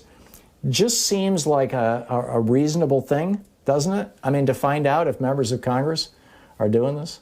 It's amazing. John in Eugene, Oregon. Hey, John, what's on your mind today? Hey, Tom. Yeah, great to hear that Representative Jayapal is taking the lead in the Progressive Caucus, and that's a voice that we really need to hear on a regular basis. But I was calling about your previous discussion about estate tax. I just wanted to give you kind of the background on the attempt to abolish the estate tax under George W. Bush, and I knew quite a few of the people in the estate division at the IRS at the time, and what happened was they could not pass the legislation to ban the estate tax outright, abolish it. So what they did was they fired about half of the estate lawyers in the IRS. Just one fell swoop, they were gone. And these people were the highest revenue collection people in the IRS, and they probably still are. But on average, they were generating about $2,000 an hour when you extrapolated out their work. So you can, substantial amounts of money. But then the other side of the story that the other thing that happened was obviously those people had no alternative to, market their expertise except for going to law firms that, did tax avoidance type of work, So, right. There are many people that take the lower wage and work in government because that's what their values dictate to them. People. Yeah, because they believe in that. Reagan used to make fun of them. He used to say if there were really good thinkers in government, they would have gone to work for industry, which just shows how cynical Republicans are, that they just don't believe that anybody would ever take a good job with good pay and a good retirement, but would never do that when there was, more money being dangled by industry, would never do that just because they love their country. I mean, it's so... Anyhow, back to you, John. Some of the highest, highest skilled people in the agencies are just, that's their thing. They want to do the patriotic thing, and that's what it is to them. And I would like to see, we have a great senator here in Oregon named Ron Wyden, who's the chairman of the Financial Committee, and I think I'm going to write him a letter and ask him to explore the possibility of, putting some handcuffs on any kind of, executive administration coming in and wholesale, wiping out an agency, like similar to what this guy in the Postal Service is doing now. In other words, is it plausible to put safeguards in place to say, like the EPA under this last grifter was their budget was reduced 25%. And all the scientists were told if you don't move to Kansas City or St. Louis or something, in the Midwest, you're going to lose your job, and they lost half their scientists. Yeah. So they have all these nefarious methods for bottlenecking an agency, preventing it from doing its work, and I just wonder if there was some kind of legislation that could be put in place that says, you've got to fund these agencies consistently. I'm with you. And this is, John Thune, the senator, just, he came out yesterday and said, well, let's abolish the estate tax. And he's got a lot of support in the Republican Party because, of course, they're all dancing to the tune of rich people. John, thank you very much for that. Paul in Woodinville, Washington. Hey, Paul, what's on your mind? Do you want to get back to cancel culture, our conversation earlier?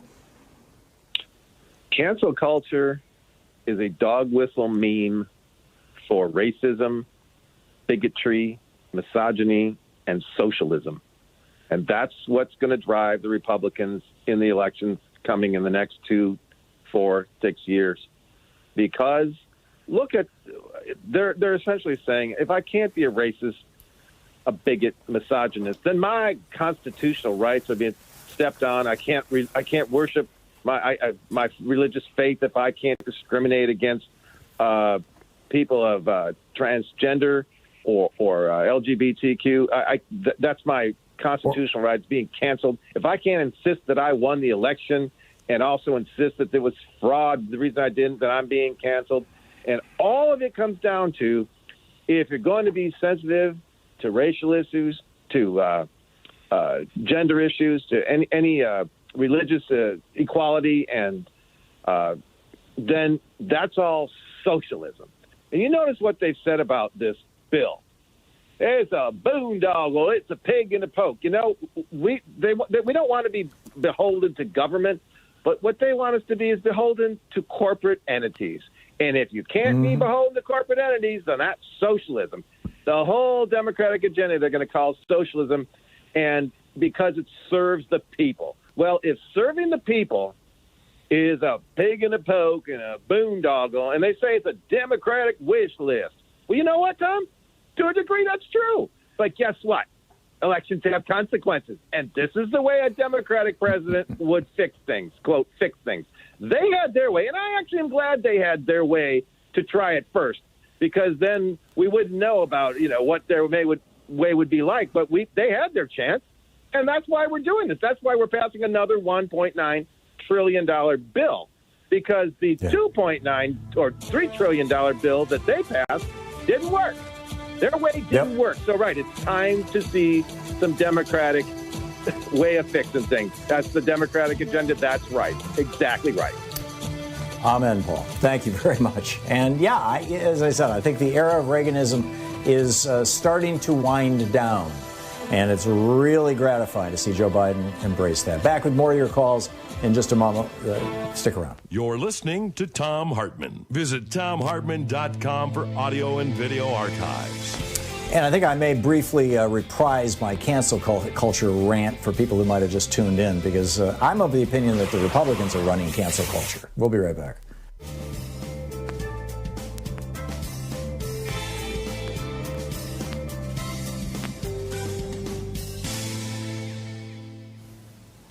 And welcome back. Vicki in San Diego, California. Hey, Vicki, what's on your mind today?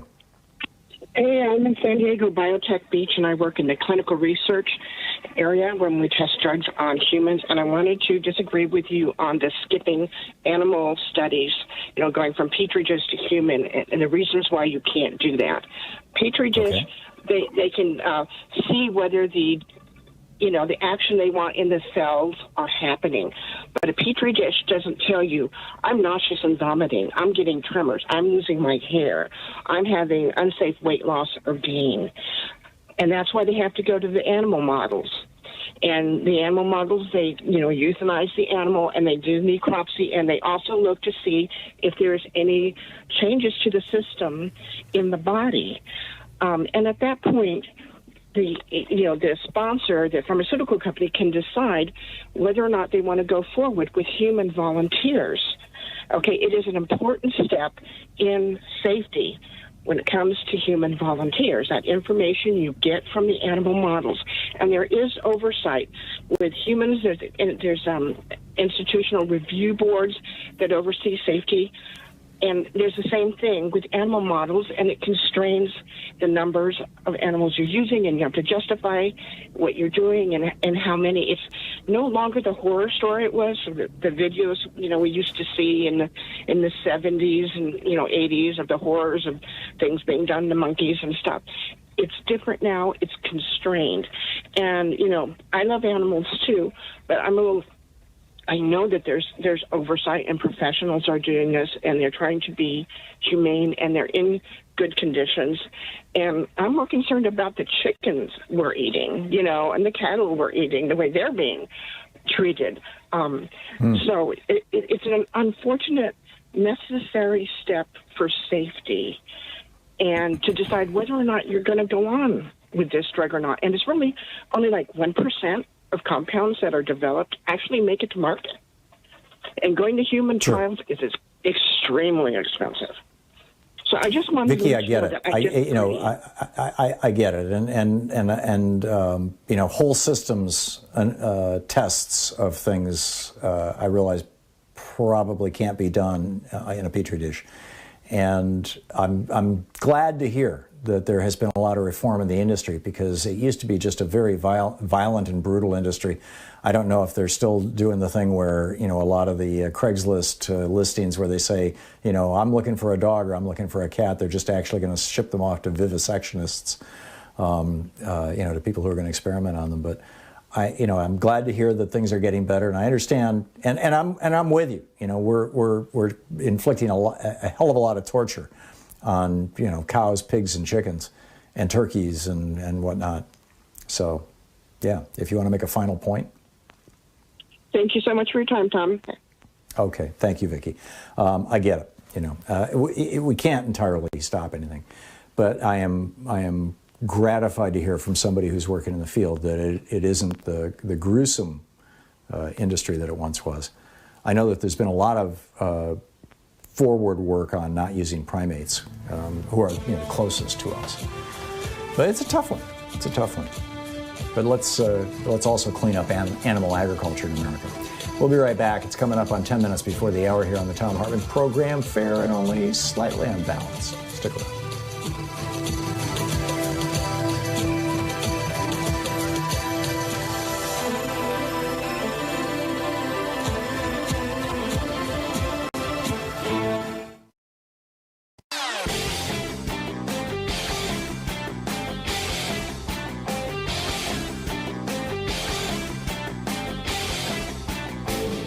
The hidden history of the Supreme Court tells the story of Nixon and Reagan's committing treason to steal the White House. So we need to be thinking right now about how to Trump-proof the presidency in the future. I mean, Donald Trump is causing all kinds of chaos and disasters, and things are, frankly, I think, going to get much worse before they get better. And I don't think they're going to get better until after January 21st and or January, noon on January 20th. And that's assuming that, absolute craziness doesn't happen. But, there's a bunch of steps that we need to take, from recalibrating or fixing how we do our elections, to fixing how we handle money in politics, to fixing the pardon power of the presidency, to specifically saying that if a president is found to be a criminal, he or she can still be held to account. I mean, just straightforward stuff. And we need to be getting ready to do this. I lay it all out in a new video for people who support our program that you can find over at thomhartmann.com.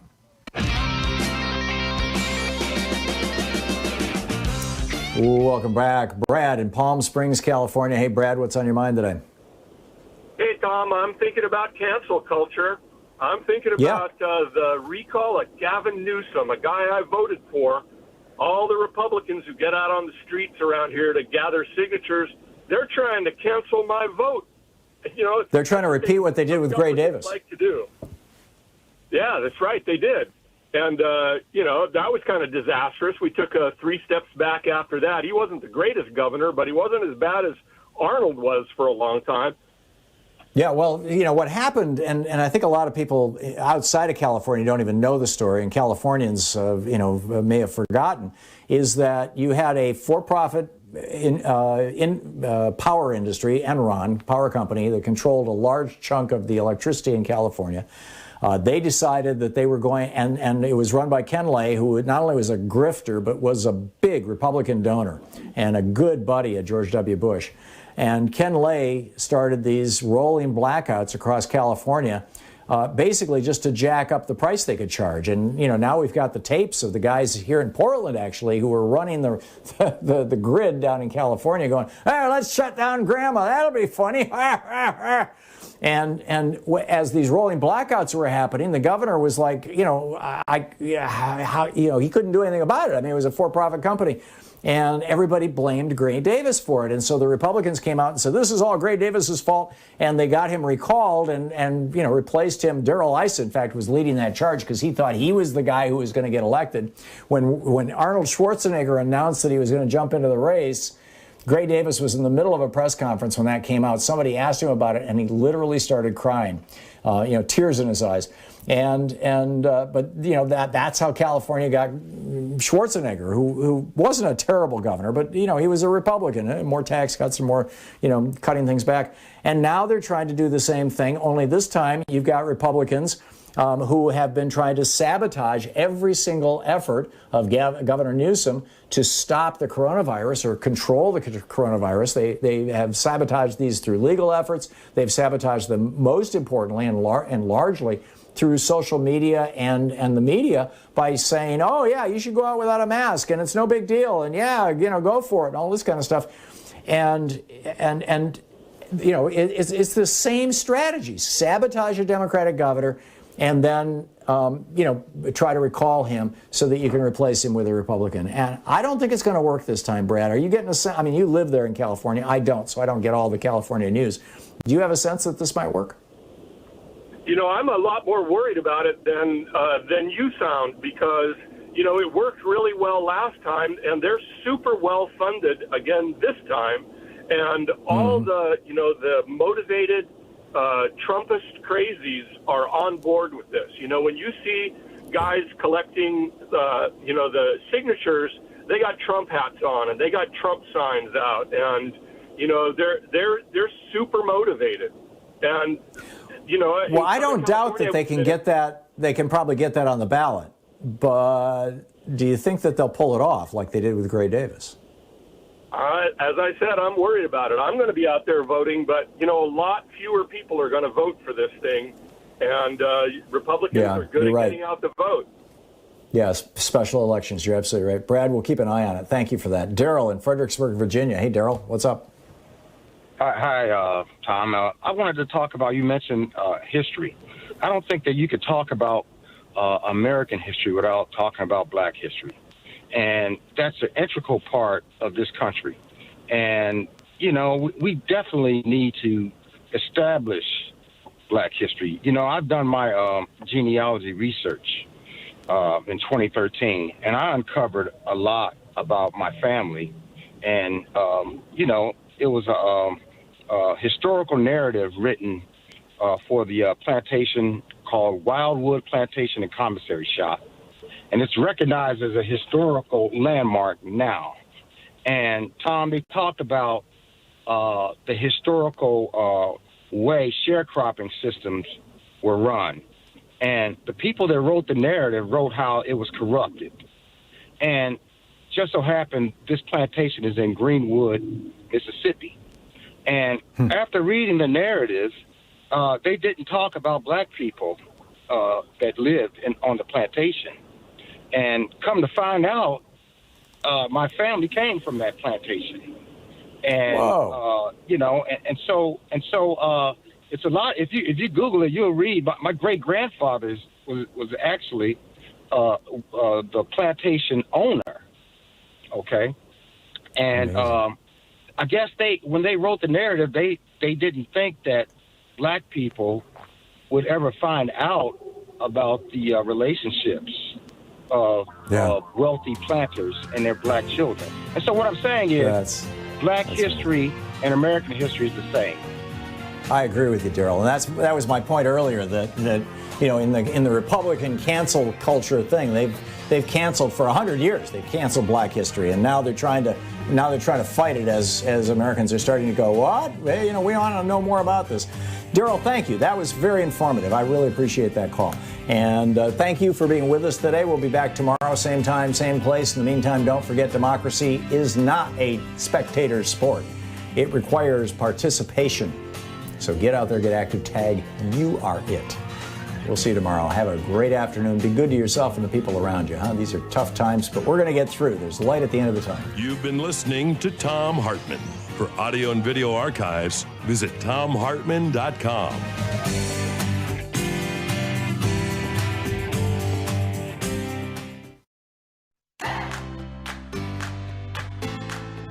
These companies support the Thom Hartmann Program. They are Gabi.com. Gabi takes the pain out of shopping for insurance. More info at Gabi.com/Tom. Teeth, Smarter Pet Dental Help. More info at teethhealth.com, code Tom. HelloFresh, delivering fresh ingredients and mouthwatering recipes. More info at hellofresh.com, code Tom. Bowl and Branch, crafted for the common good. More information at bowlandbranch.com, code Tom. ExpressVPN, the VPN that just works. More info at expressvpn.com/Tom. And CB Distillery, CBD for sleeping. More info at cbdistillery.com, code TOM.